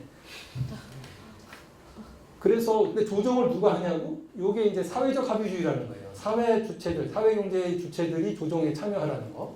그래서 옛날에 코퍼라티즘이라고 불렀었죠. 코퍼라티즘. 근데 이거를 우리 최근에는 번역을 사회적 합의주의라고 그러는데 이 번역이 좋은 것 같아요. 그러니까 유럽의 조정시장 경제 국가들은 다 이 자기네 나름의 사회 협약 방식이 있어요. 박근혜가 뭐 요새 뻑하면 옛날부터 사회 협약하자는데 웃겨나 그 소리들. 사회 협약이 되냐? 비슷해야지 되지. 이 뒤에 가서 얘기해. 왜 말도 안 되는 얘기인지. 근데 어쨌든 사회 협약을 외칠 만큼 그게 말인덱스 맞아요. 사회 협약이 있어야 돼. 사회 주체들이 협약을 해야 돼요. 그래야 평화적으로 해결돼. 이 문제를. 노사 갈등, 노노 갈등 문제를. 근데 그거는 제도가 있어야 되는 거지. 어느 날 갑자기 해봤자 어쩌면 성공하겠지만 금세 깨지겠죠. 지속 가능하지 않죠. 근데 그걸 제도로 만들어 놓은 걸 사회합의주의라고 하는데, 코퍼레티즘. 요걸로 시장을 조정하는 거예요. 즉, 노동과 자본이 같이, 그죠? 혹은 중소기업과 대기업이 같이 테이블에 앉아서 협의하고 임금 인상 폭, 그죠? 대기업과 중소기업의 이윤, 배분 방식, 뭐 이런 걸 정해가는 거예요. 정부는 옆에서 중재하고 듣고 있다가 합의가 이루어지면 법으로 만들어주고. 이게 사회적 합의주의예요. 그게 조정 방법이에요. 사회적 합의주의. 이렇게 됐다라는 거죠. 그러니까 그 말은 뭐냐면 한국이 뭐 이명박서부터 박근혜서부터 다 뭐 사회공동체 따뜻한 자본주의 이런 얘기 했는데 이거 하려면 한국식, 한국 나름의 사회적 합의주의가 있어야 된다는 얘기죠. 그죠? 근데 이것도 없이 하자고 그러면 사기지. 근데 그런 사회적 합의주의가 필요한 것까지는 이해가 되는데 그게 아무 나라나 외친다고 선언한다고 되나? 그거 아니라는 얘기죠. 이게 뭐냐면 이것도 간단해요. DJ 때 노사정위원회 생겼잖아요. 그죠? 그게 동아시아 최초의 노사정위원회예요. 근데 1년 만에 깨졌어요. 지금도 있긴 있어요. 이름은. 근데 이름만 있죠. 작동 안 되죠. 1년 만에 작동 안 됐잖아요. 민주노총 나가버렸잖아요. 그죠? 나간 게 당연해요. 사기쳤으니까. 노사정위원회가 한국형 사회적 합의주의의 토대가 되는 기구로서 만든 것까지 좋았는데 문제는 정치적 조건이 안 된 상태에서 시작한 거죠. 왜냐하면 정치적 조건이라는 것도 너무 상식적으로 이해가 되는 게 동등한 파트너십 보장이에요. 아니 합의하자고 했는데 약속을 다 해? 그러니까 보세요. 사회적 합의는 말 그대로 사회적 합의예요. 이게 그들이 노사가 예컨대 노사가 테이블에 앉아서 대화를 하고 정부가 옆에 앉아서 듣고 있고 그래서 합의가 이루어졌어. 그게 자동적으로 다 법이 되고 제도가 되는 건 아니에요. 일단 사회적 합의한 거지. 그게 어디로 가야지 통과를 해야지 법이 돼요. 국회에서 통과돼야지. 그 정치 과정을 거쳐야 되잖아요. 근데 우리 한국에서 98년도인가요? 7년 말에 생겼던가? 노사정위원회 때, 첫 회 때, 뭐, 혹시 기억나는 분들 계시겠지만, 잘했어요. 멋있었어. 뭐, 나도 그래서 우리나라, 이랬어. 맨날 속아도 또 속고 싶어. 그죠? 근데 하여튼 그때도 굉장히 큰 변화가 생기는구나 그랬는데, 문제는 당연히 문제가 생겼는데, 노동과 자본이 서로 양보했을 거 아니에요. 그러니까 예를 들어서 그때 노동이 양보해 준 게 바로 해고제 도입, 해고의 합법화, 고용 시장을 유연하게 한다는 의미로 그 고용 시장이 유연해져야 되는데 그래야지 능력 없는 기업과 산업은 없어지거나 구조조정을 하고 능력이 있는 거 올라가고 뭐 이래야지 산업이 잘 되고 기업이 잘 되고 노동자도 잘 되고 국가도 잘 되는 거 아니야? 이런 논리 뭐 맞죠, 맞기는. 그러면 그 대신 노동이 그럼 맨날 구조조정의 대상만 되면 안 되잖아. 대신 오케이 우리가 해고 당할게. 미니멈 조건이 충족되면 그 대신 우리를 위해서 뭘 해줄래? 이런 게 당연히 주고받아야 될 거 아니에요. 그래서 노동에 위하여 뭐 노동단체 교섭권 강화라든가 복지 강화라든가 이런 걸 서로 주고받은 거예요. 첫 번째 내용 괜찮았어요. 서로 주고받은 게. 그러니까 오죽하면 고용자유화를 허용했겠어요. 노동이. 그죠? 다른 거를 사이드로 다른 거 주기로 했으니까 주고받은 거죠. 국회로 갔어요. 그러니까 사회적 합의 내용은 괜찮았다고. 국회로 갔는데 노동이 양보한 것들은 법이 됐어요. 그래서 고용자유가 됐잖아요. 해고자유가 됐잖아요. 그죠? 근데 거꾸로 뭐가 안 된 거 알죠? 복지가 강화됐어요. 노동의 단체 교섭권 같은 거 그런 거 별로 없었어요. 그러니까 당연히 민주노총이 앉아있으면 바보지 왜 앉아있어? 나왔죠. 깨진 거죠.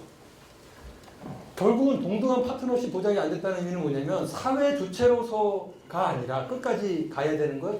정치 주체, 정치 과정에서도 동등하게 싸울 수 있어야 되는데 노동을 위해서 싸우는 정당이 없었다는 거예요. 한국 국회에 그 당시에. 지금도 없어요. 그 말은 노동이 목소리 돋구고 뭐 머리 깎고 이렇게 해서 합의에 성공했다고 쳐봐. 보장이 안 돼요. 그게 법이 되지. 자기들을 대표하는 유력 정당이 없잖아 국회에. 2단계에서는 통하지가 않아요. 뭐 머리 깎고 이래봐야. 국민을 또 설득할 텐데 뭐 위기라는 등 어쩌고. 그러니까 노동이 참여하면 바보죠. 그래서 한국같이 노동과 자본 혹은 갈등 주체들을 각각 유력한 정당, 유력한 정치적 대리인들이 보장해주는 시스템이 없는, 즉 정당 정치가 활성화되지 않은 나라에선 사회협력 체계, 사회적 합의주의 발전할 수 없어요. 전제 조건이 없는데 작동 안 되죠. 정말 혁명이 일어날 듯한 위기 상황에서 잠시는 아마 어쩌면 둘 다 위기를 느꼈을 때 노사 양측이 그러면 한 1년 버틸 수 있을지 모르나 그 당시 외환위기 때 1년 버텼듯이 그러나 금세 깨지죠. 그래서 사회적 합의주의가 발달하면 예외 없이 정치적 대표성 보장 기제가 튼튼해요. 그러니까 노동이 참여할 만한 거야. 우리가 참여해도 노동의 생각은 이거예요. 우리가 사회 경제적으로는 약자인 것 맞아. 그러나 정치적으로는 약자이지 않아. 이게 굉장히 중요해요. 그게 민주주의예요. 민주주의는 약자에도 정치적으로는 강자일 필요는 없지만 약자 아니라는 거예요. 기량력을 갖는다는 서로 맞설 수 있는 힘, 정치에 의해서. 이게 대의제 민주주의의 핵심이에요. 이게 의로운 제도라는 게 사회경제적 약자가 늘 약자일 필요가 없게 만들어주는 게 민주주의잖아. 대의제 민주주의. 근데 그게 작동이 안 되는데 왜 합의기구에 나가겠어요? 합의해봐야 속을 가능성이 높은데. 보장이 안 되는데. 그래서 한국이 만약에 실질적 민주주의, 조정시장 경제, 경제민주화를 사회적 조정을 통해서 정말 이루고 싶어? 그렇다면 이런 민주주의가 제대로 돼야 된다는 게 우리가 취해야 될 목표 넘버 2. 다시 앞에 얘기로 돌아가서 합의제 민주주의 해야 된다. 합의제 민주주의에 가까운 나라가 되어야 된다. 그래서 노동이나 이런 특정 사회세력들이 배제되지 않게 해야 된다. 가급적 모든 갈등 주체들, 사회 구성원들이 정치 과정에 참여할 수 있어야 된다. 아까 했던 얘기 반복이죠. 여기서 다시 강조하지만 다수제 민주주의의 디자인은 이거예요. 통상 상대적 다수가 대표하게 하자 이런 거잖아요. 합의제 민주주의는 가급적 소수파들도 가급적 많이 포함하자. As many people as possible 참여하게 하자. 이거예요. 그죠? 이거 다르죠.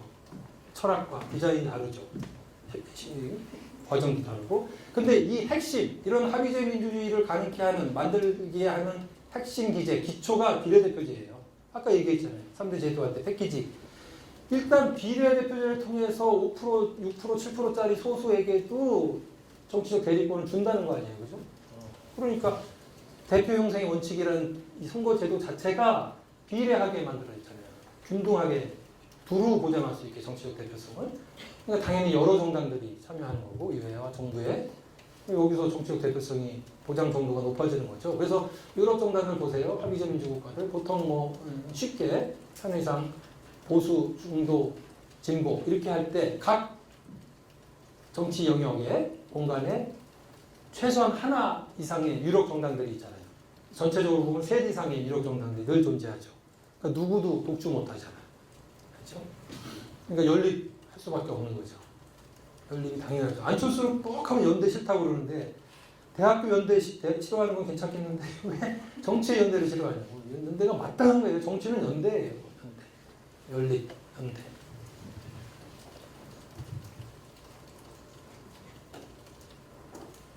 그래서 우리가 합의 이 얘기까지 이거는 통과할게요. 읽어보시고 알 거고. 자, 그래서 이 합의제 민주주의 우리가 이제는 개념을 이제 이해할 수 있죠. 이 정도의 합의제 민주주의 이게 조정시장 경제를 이끌어요. 그래서 조정시장 경제 혹은 아까 조정시장 경제는 아까 얘기한 그거예요. 조정이 당연시 되는 시장 경제. 자유가 아니라 조정이 핵심 가치인. 그 조정시장 경제는 합의제 민주주의라는 정치 조건이 있어야 된다는 얘기예요. 다시 말하면, 거꾸로 말하면 합의제 민주주의가 작동이 잘 되면 조정시장 경제로 갈 가능성이 높아진다. 화살표의 방향이 이렇다. 아까도 얘기했지만 조정의 근간은 사회적 합의에 의한 조정이잖아요. 그렇죠? 그래서 사회적 합의주의에 기초한 조정시장 경제.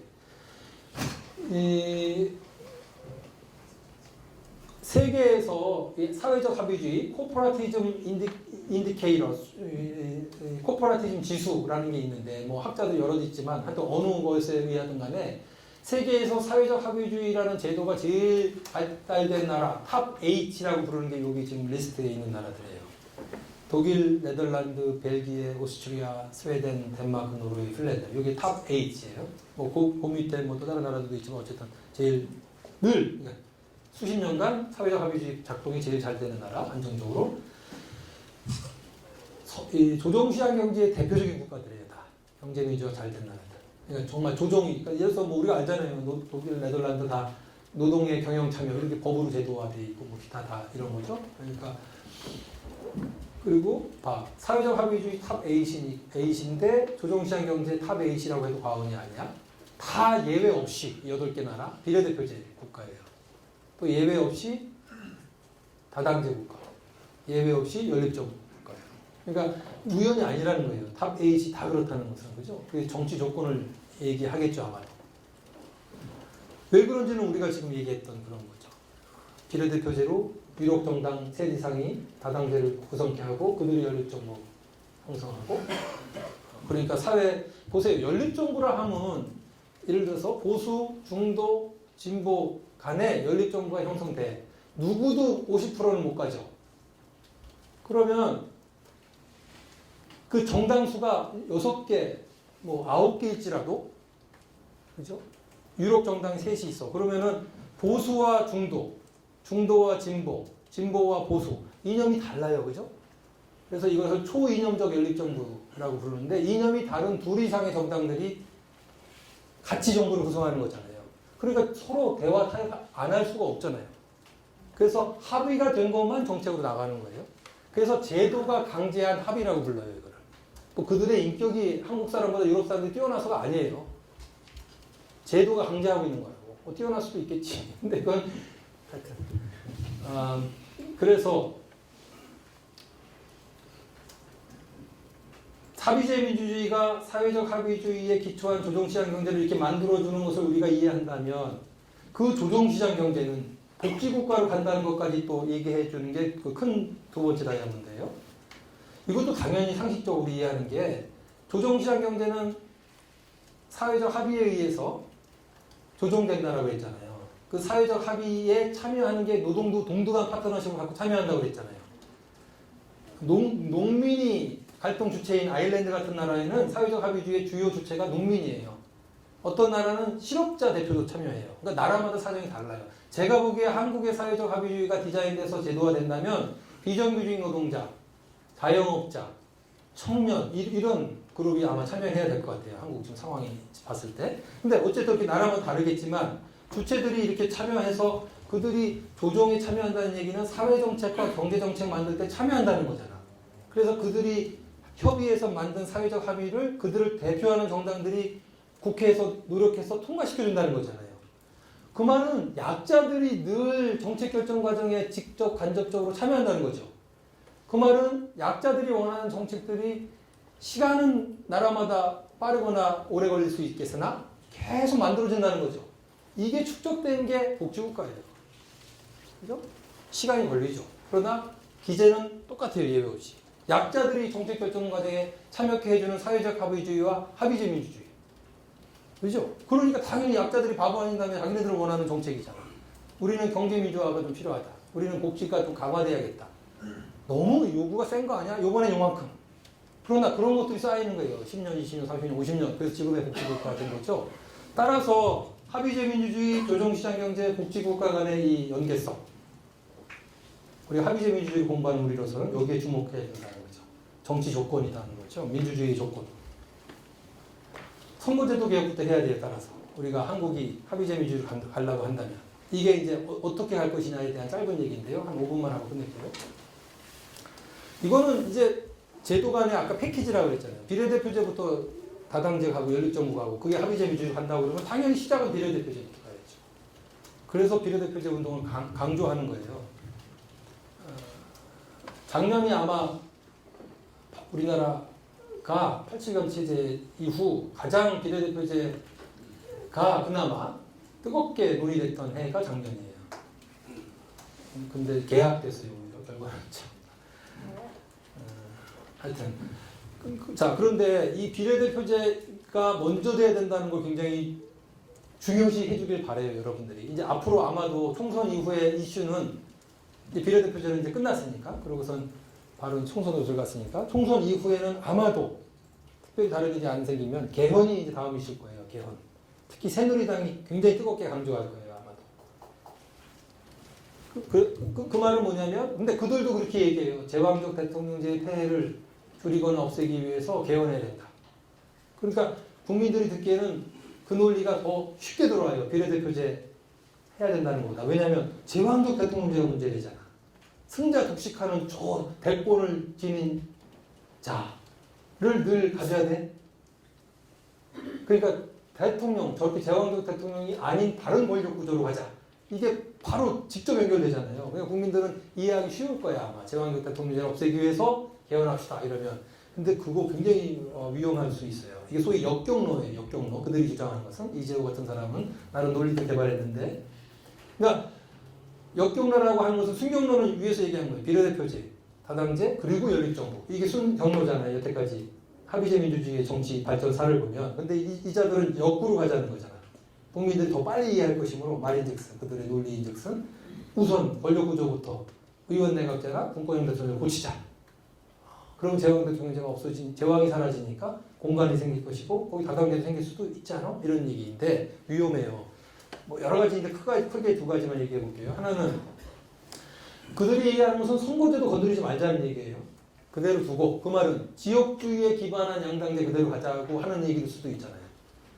자 그러면 자민련 생겨요. 다시 부활. 내가 충청도의 리더라도 만들 거야. 바보 아니면. 아니면 시간이 없어 귀찮나? 하여튼 시간도 있고 바보도 아니고 정치에 여전히 관심이 있으면 만들만 해요. 왜냐면 의원 내각제나 분권형 대통령제나 핵심은 이거예요. 국회에서 정부를 구성한다는 거잖아요. 대통령을 뽑는 게 아니라. 그죠? 국회에서 수상을 뽑는 거잖아요. 장관도 국회에 뽑는 거죠. 이게 의원 내각제잖아. 내가 충청당은 다시 만들어. 한 30석, 뭐 25석도 오케이. 25석을 갖고 있다고 쳐봐. 나를 무시하고 니들이 수상과 정관을 어떻게 만들어? 영남당이든 호남당이든 딱 이렇게 되는 거지. 대통령은 나 무시해도 네가 만들어낼 수 있겠으나 국회에서 나랑 딜해야 되잖아. 25명이 작아요? 300명 중에. 25명 충청 출신 국회의원들이 하나 당으로 뭉쳐있는데 장관직 하나 안 줄겨? 이런 거지. 두 개의 세기는 줘야겠다. 이렇게 되는 거예요. 그러니까 당장 딜이 가능해지는 거죠. 국회에서의 딜이. 자랑 강원당도 생길 수도 있어. 몇 명인가 강원도 의석이? 다섯 석인가? 그 정도 되지 않나요? 지역구가? 그러면 5석이면 저 캐스팅 보트는 질 수도 있잖아. 그러니까 이게 오히려 지역주의 강화죠. 지역주의 활성화 정책이죠. 그렇죠? 그러니까 이 과두, 지역 보스들의 게임이 벌어지는 거죠. 어차피 지금 선거제도 그대로니까 뭐 노동당이라든가 중소기업당, 청년당, 해적당 이런 거 안 생길 거 아니야. 여전히 지역당이잖아. 왜 호남과 영남당만이냐? 뭐 충청도랑 합하지냐? 그래서 충청당 생긴다니까. 딜이 가능하니까. 그래서 그 가능성 굉장히 커요. 과도 체제로 갈 수가 있죠. 그럼 다당제니까 좋아? 그게 뭐가 좋아? 수가 중요한 게 아니잖아.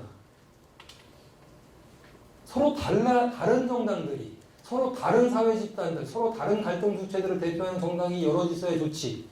지역별로 호남당, 영남당, 강원당, 충청당 무슨 의미가 있어요? 노동자들한테, 청년들한테. 그러니까 이거는 자기네들을 위한 정치일 뿐이죠. 그래서 이거 문제. 두 번째 문제는 이게 오히려 가능성이 높고 그래서 아마 새누리당이 개헌론을 뜨겁게 드라이브 할 거라고들 그러는데 뭐냐면 만약에 충청도의 준동을 제거할 수 있다면 사실은 보수 위계질서 내에서 충분히 가능할 거라고 보는데 그러면 양당제가 그대로 가는 거예요.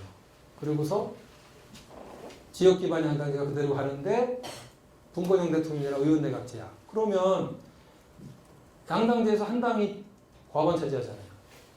어느 당일지는 확률상 알죠 우리가. 여태까지 3번 내리 단독 과반했어요. 이번에는 아마 더 압도적으로 이길 것 같은데 180, 200까지 바로 간다는 거 아니에요? 지금 유승민 때문에 어떻게 될지 모르겠지만 기울어진 운동장이라는 게 그냥 하는 말이 아니 실제 그래요. 선거제도가 기울어지게 만든 게 일조하는 거예요 지금. 영남과 호남의 차이가 그렇게 큰데 그 다음에 뭐 언론 환경이라든가 뭐 사실 이 기독교 모든 것이 거의 다 저쪽에 유리해요. 거의 다. 그죠? 학계마저도. 미국은 그래도 학계는 진보적이거든요. 교수들의 80%가 진보라고 자기 정체성을 밝히는데 한국은 한 90%가 보수일걸.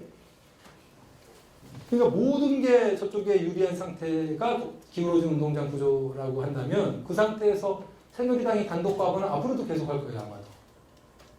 여태까지 못했던 민주당이 갑자기 그럴 리가 있나? 그러면 단독 과반이 수상과 장관 다 뽑는 거 당연하잖아요. 장기 집권.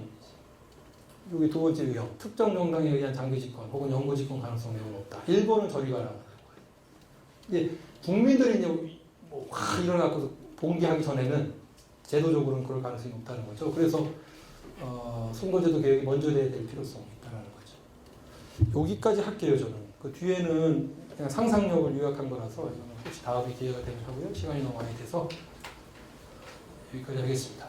마지막으로 하고 싶은 말은? 자, 질문 있으면 하시죠. 네, 질문 있습니다. 예.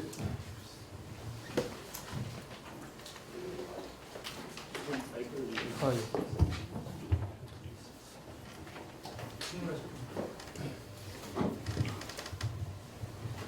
예, 그 본 강의를 이제 그 나라와 그의 의라는 말씀을 하시면서 시작을 하시고, 그의 의라는 것은 아마도 하나님이 그리스도인들에게 요구하시는 것이 아닐까 말씀하시면서, 결국 그러한 것 중에 하나가 정치 영역에서 사회적 약자를 돕는 것이라고 이렇게 말씀하셨는데, 그렇다면은 교회 혹은 개인으로서의 그리스도인의 정치 참여가 어떤 방식으로 되어야 될 것인가, 그리고 또 최근에 기독당을 주장하는 그런 사람들도 있는데 그런 것에 어떻게 생각하시는지 좀 여쭙고 싶습니다. 예, 제가 그런 얘기를 하면 그런 질문이 나올 것 같아서 하지 말아야지 했는데 역시 나왔습니다. 저는 그러니까 제 생각만 했어요. 저는 의로운 사람이 되려면 그러니까 약한 사람들도 당당한 시민으로서 살아갈 수 있는 정치 제도 디자인을 열심히 해야겠다. 제가 할 수 있는 건 그런 것 같아요. 그러니까 저는 예를 들면 테레사 수녀나 이런 분들처럼 정말 가난하고 힘든 사람들 옆에 가서 같이 살고 이런 거 잘 못할 것 같아요. 혼자 있는 걸 좋아했습니다. 그 말은 제 얘기하는 목적이 아니라 사람마다 다를 거라는 거죠. 자기 성격, 취향, 조건, 환경. 근데 거기서 늘 자기 직업이 뭐든 성격이 뭐든 특성이 뭐든 간에 그런 의미의 의로운 사람이 되기 위해서 노력해 가면 되지 않을까. 그게 개인이든 교회든. 방법은 그것도 하나님한테 맡겨야 되는 것 같아요. 내가 꼭 이래야 된다. 이게 성경이 말하는 것 그런 것도 아닌 것 같아요. 그냥 목표가 그렇다면 약자와 소수자를 위해 살겠다고 목표를 했다면 그 어떻게 방법도 하나님한테 맡겨야 되는 것 같아요. 그냥 갖다 쓰십시오. 마음과 생각을 지배하십시오. 이거 굉장히 제가 훌륭한 사람 같은데 갑자기 내 생각이 그렇다는 겁니다. 그래서 제일 좋은 거 이러면 뭘까? 너무 다양한 것 같아요. 각자 고민 끝에 아마 결심을 하게 되지 않을까 싶습니다. 저는 참 화가 나죠. 이게 제가 말하는 의로운 당이 아니에요, 확실히. 그거는 약자와 소수자를 위하지 않잖아요. 강령을 보니까 이런 게 다 있어서 좀 짜증이 나더라고요. 그래서 그건 말도 하고 싶지 않은 행동. 네. 마이크를 들어좀 고맙습니다. 선생님 강의 잘 들었습니다. 첫 번째 궁금한 거는 결국에는 저희 주를 차지하는 사람들 말고 대부분의 사람들이 거의 절반 정도 되는 사람들이 제가 들었을 때는 굉장히 전 정치를 잘 모르지만 상식적이고 당연한 이야기인데 이것들을 위해서 왜 정치가들은 이런 선거제도를 위해서 더 왜 열심히 싸우지 않는지 첫 번째 궁금하고요. 두 번째는 결국에는 이런 걸 결정을 할 수 있는 거는 우리가 현재까지 제가 느끼기엔 없어 보이거든요. 그냥 일반 국민이 또 다른 투표를 하지 않는 이상은 저런 제도를 만드는 거는 어떤 방법을 통해서 저희가 어떻게 참여해야 되는지, 그러니까 결국에는 그 국회 분들이 이거를 저렇게 바꾸지 않는 이상 우리가 투표로 계속 그런 일이 일어나면 그럼 저희가 이런 것들을 알고 그럼 무엇을 해야 하는지 그거에 대해서 어떻게 생각하시는지 이 두 가지가 궁금합니다. 예, 정말 좋은 질문이신데요. 국회의원들은 아니까 안 바꾸요. 바꾸면 이렇게 세상이 바뀐다는 걸 알아서. 근데 그것도 또 그러니까 어떻게 보면 당연해요. 많은 걸 기대하지 마세요. 그들도 똑같으죠, 아까 얘기했지만 재선이 목표예요, 다. 재선 당선 가능성 높이는 거. 그리고 또 하나는 이제 이해가 충분히 되는 게 안 그런 사람도 운이 좋아서 갑자기 되는 사람, 요번에 이철이 같은 경우. 아니 제가 친한 후배라서 그냥 지가 그러더라고. 운 좋아서 요번에 되겠네 그러더라고요. 되겠다. 그러니까 그렇게 운 좋고 그런 애들 빼고는 대부분은 사실 말이죠. 굉장히 노력해도 돼요, 다들. 십수년, 20, 30년 노력하는 사람도 있어요. 그 노력이라는 것은 뭐냐면 자기 자산을 거기서 다 쏟는 거예요, 진짜. 국회의원 되려고. 근데 지금 선거제도에서 됐잖아요, 그렇게 노력해서. 그 말은 뭐냐면 그 사람들이 지금 선거제도의 대다수가 수혜자예요. 어쨌든 지금 선거제도 때문에 된 거라고. 그러니까 그 다음에 그들은 그 메커니즘이랄까 알아요. 지금 선거제도에서 뭘 해야지 내가 될까 앞으로도. 그리고 심지어 대부분은 지역구에 엄청난 10수년, 20, 30년의 노력을 해서 자기 뭐 팬클럽일지라도 하다못해 무슨 후원에 쌓아놨잖아요. 지역 내에 평판 쌓아놨잖아요. 그게 자기 자산이거든요. 그 자산은 오직 이 제도 하에서만 의미가 있잖아요. 근데 그렇게 열심히 자산을 쌓아놓고 드디어 배지도 달았는데 또 바꾼다고? 룰을? 반대하죠. 다. 대다수가 반대해요, 당연히. 그건 여야 할 것 없이 반대해요. 특히 지역주의와 결합돼서 작동하는 이 나라, 양당, 소속 국회의원들, 제정신이라면 다 반대하죠. 이 프리미엄이 있는데. 호남의 민주당은 요번에 이제 국민의당 때문에 어떻게 바뀔지 모르겠으나 여태까지는 혹은 영남의 새누리당은 공천만 하면 무조건 되는 거예요. 그죠? 그러니까 임명제 국회의원이야. 정당에서 임명하는 거예요, 사실은. 그렇잖아. 국민이 뽑는 거 아니에요. 이런 그지 같은 나라가 어디 있어? 우리가 보기에 그지같이 그들이 보기에는 엄청난 프리미엄을 내가 누리고 있는데 이 선거제도 왜 바꿔? 줄만 잘 쓰면, 공추만 따내면, 이것만 잘하면 이게 다 작동하잖아요. 그래서 꼭 욕할 것도 아니에요. 그들 이해가 돼요. 그래서 국회의원들한테 바라지 마세요. 요번에 민주당이 지난 1년 동안 새누리당하고 국회 정개특위에서 선거제도 개혁하자고 중앙선관위가 독일식 연동제 권역별로 하는 거 이거를 조언을 냈어요. 그래서 제가 아까 작년이 제일 뜨거운 해였다고 민주화 이후에 그렇게 얘기했는데 민주당이 당론으로 독일식 연동제를 채택했어요. 이런저런 이유로 혁신위에서 요구하고 뭐 이렇게 그래서 했는데 그래서 적어도 공식적으로는 민주당이 당론으로 연동제예요. 비례대표제 비례성이 보장되는 선거제도 1년 동안 새누리당한테 가서 특히 이제 이종걸 대표가 원내대표가 노력한 걸 인정 열심히 했어요. 근데 이제 이래서 정의당에서 심상정 같은 사람이 보기엔 열심히 안 한 거야. 흉흉만 했지 싶게. 하자 그러고서 저녁도 같이 먹어서 딴 얘기하고 또 회의 때 플래시 터트면 야 하자니까 그러고서 안 해? 에이 왜 안 하냐? 그러고서 안 할 거야 식다 그러고서 목숨을 쌓아야 되는데 안 그랬어요. 왜냐면 아까 그 이유 때문에. 당연히 뭐 기대하지 맙시다. 그러면 두 번째 질문하고 연결되잖아요. 우리가 어떻게 해야 되냐고? 우리가 해야 돼요. 선거제도 개혁은요, 민주국가에서 일어나는 예가 거의 없어요. 이유는 선거제도 개혁은 입법사항이니까. 그런데 그게 자기네 이익하고 관계된 거잖아. 그죠? 그러니까 이게 제일 안 되는 개정이 선거법이에요. 걔네들이 자기네들의 이해관계 걸린 걸 개정을 왜 하겠어요? 지금 아까 얘기했듯이 수혜자인데 기본적으로 대다수가. 물론 그 중에 뭐 국가 지도자를 꿈꾸는 사람들은 그 얘기하죠. 이미 뭐 드실 만큼 드셨겠다. 이제 국가밖에 없다 막. 실제로 또 마음이 뜨거워서 그렇게 하는 사람도 있어요. 뭐 이름도 대볼게요. 지금 또 바뀌었을지 좀 약간 바뀐 것 같아서 제가 좀 섭섭할 때도 있지만 어쨌든 손학규가 그렇다는 게 아니라 이 군 중에 이 무리가 몇 명 있어요. 뭐 당연 손학규, 원희룡, 천정배, 정동영, 이종걸, 심상정, 노회찬 이건 다 비례대표제가 자기 정치 어젠다 중 제일 중요하다고 선언한 사람들이 여기 있어요. 일부는. 근데 너무 소수고 그리고 그분들도 그냥 거기다 목숨 거는 거 정도까지는 아직 아니죠. 대다수는 아니에요. 대다수는 반대해요. 그래서 선거제도 개혁은 어느 나라나 우리나라만이 아니라 제일 어려운 개정 영역이에요. 그런데 예외가 늘 있잖아요. 그죠? 뭐 신생민주국가는 이 기득권이 형성이 안 됐으니까 쉽게 되지만 올해 민주주의 한 나라에서 선거제도 개혁이 유의미하게 그것도 국민의 뜻에 복무할 수 있는 쪽으로 제대로 된 개혁된 나라는 거의 없는데 의미 있는 개혁으로 인정할 수 있는 선거제도 변화가 세 나라한테 90년대 중반에 났어요. 이태리, 독일, 뉴질랜드, 일본. 근데 이태리 거는 개혁이라고 정의하기가 좀 어려워서 빼요, 보통. 그럼 두 나라, 일본하고 뉴질랜드에 나름 의미 있는 개혁이 일어났는데 이 경우를 볼만하죠, 그럼. 우리는 뭐 해야 되냐. 여기서도 시민의 중요성이 딱 뚜렷하게 보여요. 왜냐하면 둘 다 선거제도 개혁을 할 수밖에 없는 상황이 됐어요. 국민들이 화가 나서.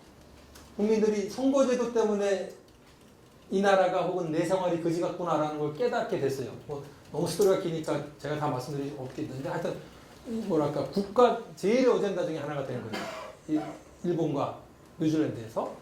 그래서 여야 할 것 없이 보수 진보 할 것 없이 다 고쳐야만 했었어요. 둘 다. 몰린 거야. 시민들의 그 공분 때문에. 워낙 커가지고. 그런데 여기서 차이가 있어요. 뉴질랜드는 영국식 소선거일 대표제를 채택해서 영국인들이 뉴질랜드 사람들 보고 쟤네들은 우리보다 더 우리 같아. 그런 애야. 그러니까 영국도 고쳤거든요. 북아일랜드 사태 이런 것 때문에. 근데 뉴질랜드 쫙 그냥 영국식 원래 원형 그대로. 그래서 정말 심각한 다수제 민주 국가였는데 93년도에 독일식 비례대표제를 전격 고쳐요. 한 7년 시민단체들의 노력. 뭐 더 길게 하면 뭐 길게 보면 볼 수도 있지만 그때도 엄청나게 화가 나는 뉴질랜드 국민들이. 그리고 선거제도를 개혁할 수밖에 없는 상황에서 독일식이냐, 뭐 스웨덴식이냐, 뭐 호주식이냐 왜 그런 게 없겠어요? 또 막 여러 가지 초이스가 있으니까 그거 갖고 장난을 쳤는데 국민들이 끝까지 독일식 비례대표제 룻 주장을 하고 그 최종 선택까지 국민들이 계속 개입해요. 근데 뉴질랜드는 성공했어요, 개혁이. 일본은 공부는 정도는 무슨 기준으로 보더라도 뉴질랜드보다 더 했어요, 일본에서는. 막 난리가 났어요. 그래서 자민당 실제가 처음으로 깨진 게 선거제도 때문이었어요. 그것도 똑같은 90년대 중반에. 자민당 깨졌잖아요. 그래서 자민당 빼고 공산당 빼고 나머지가 연립정부 구성했고 그 호소카와 수상의 연립정부가 제1목표 선언을 하죠. 선거제도 개혁하겠다. 국민 여러분들 죄송하다. 여태까지 정치권이 사기쳤다. 여러분들 상대로. 다 고백하고 선거제도 고치기로 했는데 그때부터 국민은 빠져요. 이제 개혁하기로 약속했으니까 니네 잘해? 그러고서 국민들 개입이 일어나지 않았어요. 역시 또 국회의원들끼리 한 거야, 정당들끼리. 그러고서 개혁을 했어요. 물론 바꾸긴 바꿨는데 거대 당들에게 불리하지 않은 방식으로 바꿨어요. 그래서 개혁적인 부분도 있지만 오히려 개합적인 측면도 있어요. 이게 얘기하는 건 뭐냐면 시민들이 화나야 되고 있다. 첫 번째 조건. 두 번째, 끝까지 개입해야 돼요. 그게 가능한 방법은 뉴질랜드가 제시하기도 하고 네덜란드나 캐나다의 주정부에서 시민들이 어떻게 선거제도를 바꿨는지 몇 사례가 있어요. 간단하게 얘기하면 이런 거예요. 시민들이 아예 법을 만드는 거야. 그리고 거절할 수 없게 국회에 내미는 거죠. 그래서 제가 이 마지막 페이지에 사실 그거 쓴 게 여기 정치기업과 대통령의 역할 이렇게 쓴 건데 그런 스토리거든요. 나중에 혹시 기회가 되면은 한국형 합의제 민주주의를 말하다가 사보십시오. 결국 일반에. 그다음 또 하나. 시민들이 그래서 어떻게 할고 뉴질랜드에는 ERC라고 Electoral Reform Coalition이라는 시민단체가 생겼어요. 이 단체가 주인공이에요. 이 단체가 끝까지 화를 만들게 하고 화를 동원시키고 조직하고 그 법 고치는 과정까지 뭐 대리인을 보내든 직접 참여하든 계속 참여를 했어요. 그런 단체가 필요하고요. 그 비슷한 게 비례대표제 포럼이라고 있어요. 한번 나중에 네이버나 다음에 비례대표제 포럼 쳐보세요. 거기 그런 문제의식을 갖고 있는 시민들이 뭐 아직 조금 하지만 정치인들도 꽤 들어가 있고요. 예, 나름 열심히 하려고 하고 있습니다. 거기 그러니까 그런 식으로 시민단체들이 모여야 되고 개혁 정치가들과 연대해서 가야 될 거예요. 근데 첫 번째 조건은 일단은 시민들이 화나야 돼요. 선거제도가 먹고 사는 문제랑 직결되어 있구나 이런 걸 깨달아야 되는데 그 깨달을 기회가 안 생기죠 별로. 안타깝긴 하죠. 그냥 주위 분들한테 많이 화를 자극하십시오. 이렇게 물어보세요. 너 정치적 대표 갖고 있어? 그것도 없는 게 대의제 민주주의 시민이야? 너 억울할 땐 어디 가니? 여러분이란 노래 들어?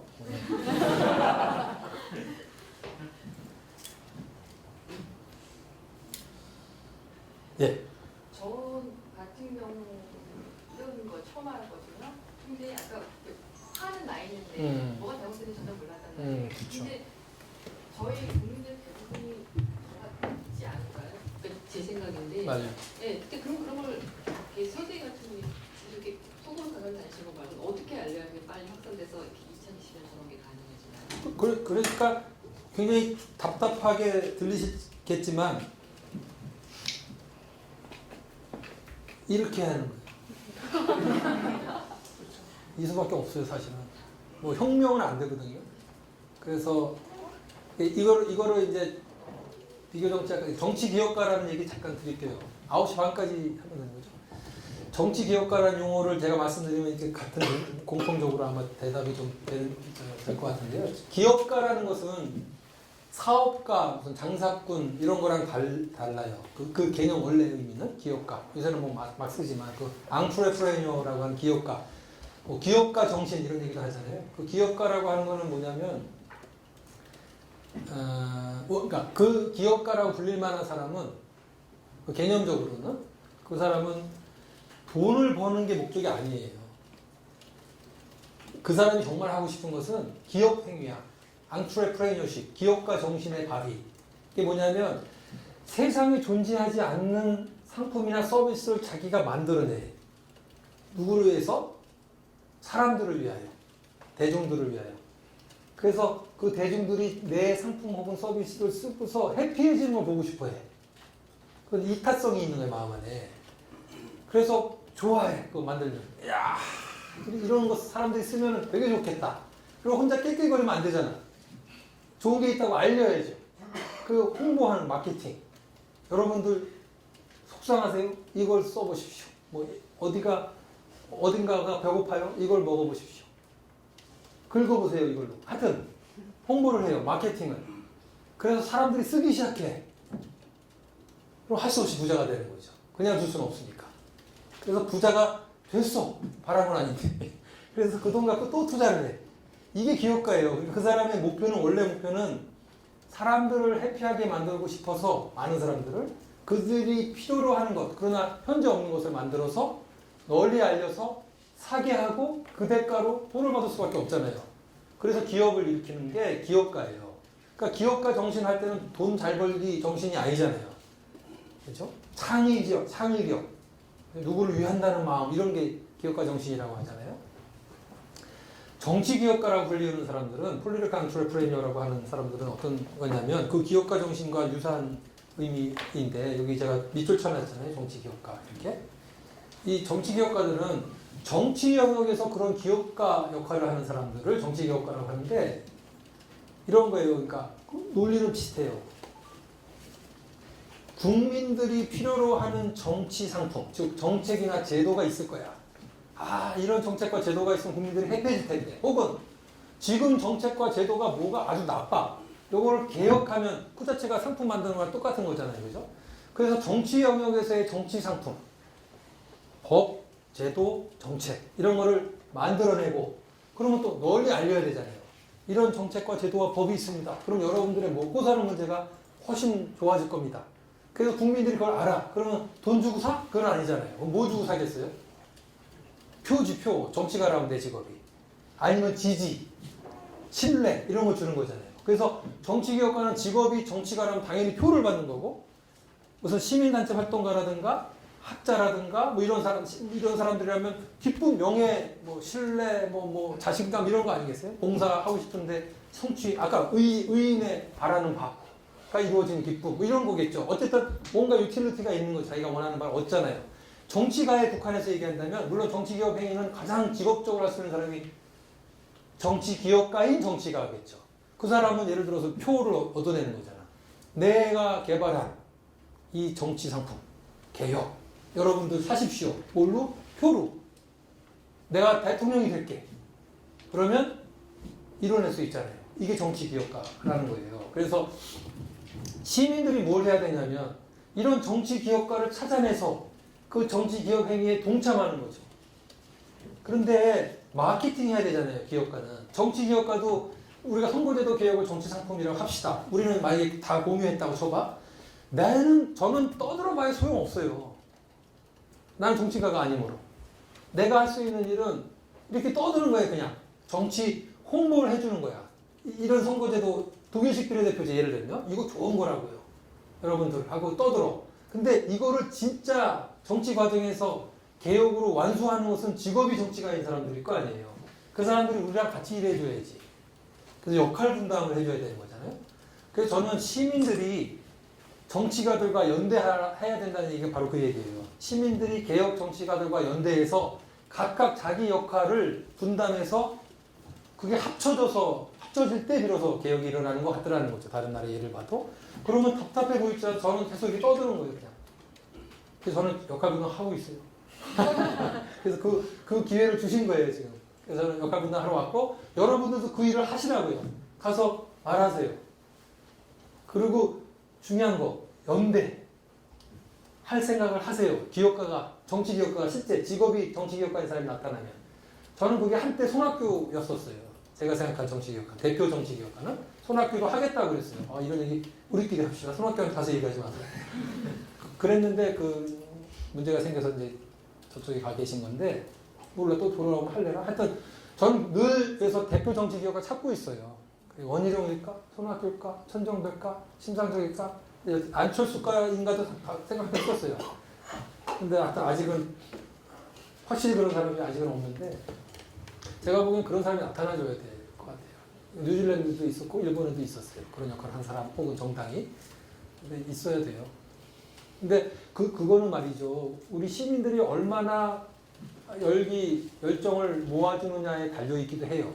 정치 기업가, 대표 정치 기업가로 나설 사람도 이게 될만 해야지 나설 거 아니에요, 사실은. 근데 열정이 모아졌어. 야, 잘만 하면 내가 숟가락만 얻어도 될 것 같아. 그럼 할만하죠. 근데 이게 맨 땅에 헤딩해야 돼. 자기가 지칠 거 아니에요? 그래서 이게 예술인 것 같아요. 개혁이라는 게. 뭐 누구 그러자면 혁명이 아예 쉽다. 개혁은 답답하시죠? 죄송합니다. 그 어쩔 수 없는 것 같아요. 네. 너무 기초적인 무식한 질문이라서 할까 말까 망설여서. 아 그런 거 좋아해요. 다수제 민주주의에서는 왜 꼭 양당제 구조밖에 안 나오나요? 기존에 양당제가 아니었던 게 한 번도 없었어요? 어느 나라에서는가요? 핵심 요인은 선거제도 때문이라고 아까 제가 말씀드렸죠. 그 드베르제 법칙이라고 한 게. 그래서 한국이 예외적이었어요. 오히려. 그러니까 옛날 교과서에 보면 제가 대학원에 있을 때 많이 그랬죠. 그러니까 드베르제 법칙을 얘기하면서 외국 비교 정치학자들이 예외도 있다. 한국 같은 나라. 그게 자민련 때문에 그런 것 같아. 다당제잖아. 그러니까 지역주의가 그때 다당제로 가버렸잖아요. 그러니까 그건 예외야. 근데 지금은 위계질서 하에서 자민련이 저쪽으로 가니까 양당제도 예외가 없어지는 거죠. 그러니까 주요 국가들, 소선거 비례대표제를 하는 나라들은 예외가 제가 알기로는 거의 별로 없죠. 그러니까 근데 아까도 얘기했지 3당 4당이 있어요. 그러니까 영국에도 자민당, 자유당 있잖아요. 제3당. 그리고 영국 얘기 그러니까 절대 불가능한 거 아니에요. 그 가능성이 매우 높다는 거지. 소선거 비례대표제 있는 나라는 매우 높은 퍼센티지가 양당제더라는 거죠.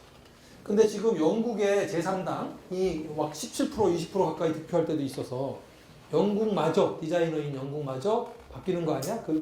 왜냐하면 그 제3당이 요구한 게 그거였어요. 보수당과 노동당한테 우리가 17%인가 그때 받았을 때 나 없으면 니네 안정적인 다수 안 되지? 나랑 코얼리션 맺고 싶지? 그러면 나랑 맺고 싶은 정당은 선거제도 개혁하겠다고 선언해라. 그랬어요. 자기 지위를 공고히 하기 위해서. 그래서 했는데 국민투표까지 했어요. 그래서 2013년인가 12년에. 근데 영국 52%, 3%가 그냥 선거제도 바꾸지 말자라고 그랬어요.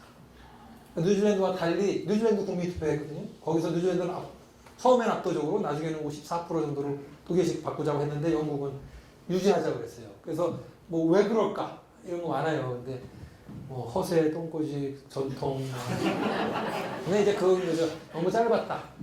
그리고 기억날지 모르지만 집권당 프리미엄은 엄청나요. 사실. 한미 FTA도 아마 한미 FTA 반대하는 사람들은 경험했겠지만 그때 노무현 정부가 저쪽이 할 일을 앞서서 해줬는데 그때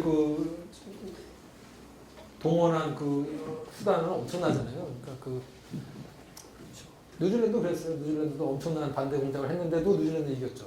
국민이. 근데 어쨌든 쉽지는 않아요. 그만큼.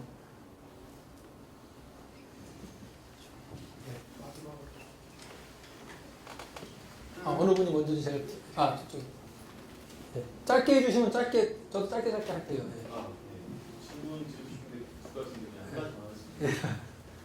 합의제 민주 체제가 가지고 있는 단점은 뭐라고 생각하세요? 얘기하고 싶지 않겠죠, 저는. 근데 이제 말하는 것은 이런 거예요. 그러니까 실제 그래서가 아니라 이제 예컨대 영국에서의 반론은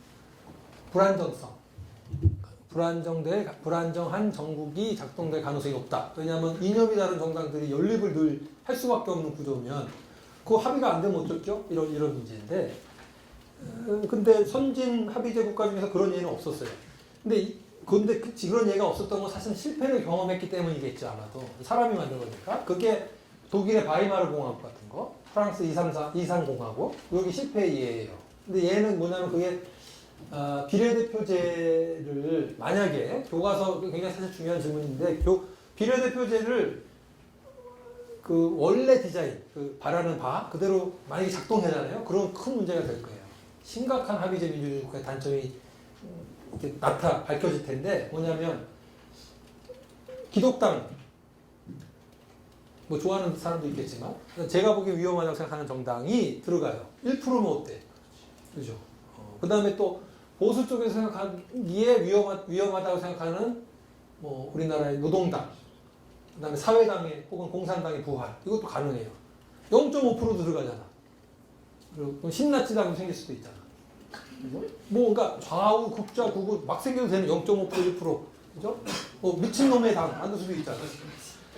아니 비슷했어요. 막 17개 당 바이마르 공화국 그러니까 이거는 그런데 어떻게 해결했겠어요? 사람들이 경험을 하니까 그게 트레이숄드라는 문턱 만든 거죠. 몇 퍼센트 최소한 몇 퍼센트 이상은 득표를 해야 의석 배분에 참여할 수 있다. 독일은 그래서 높였어요. 5%. 그러니까 독일은 한 4당 체제. 한국은 몇 프로예요 지금? 3%예요. 3%. 별 걱정 다 해요. 결국 47석 갖고 별 걱정 다 하는데 어쨌든 3%가 좋을지 5%가 좋을지 그건 잘 몰라요. 나라마다 다르긴 한데 근데 스웨덴, 뭐 핀란드, 노르웨이 이런 나라도 한 4% 정도 유지해요. 그래서 그 위험성이 있죠 사실. 근데 위험성을 그래서 해결하기 위해서 제도로 또 해결해 가요. 하나만 더 위험성. 정부 협의가 안 되면 어떡해. 그러면 국회가 이래서 해관, 정부 해산권.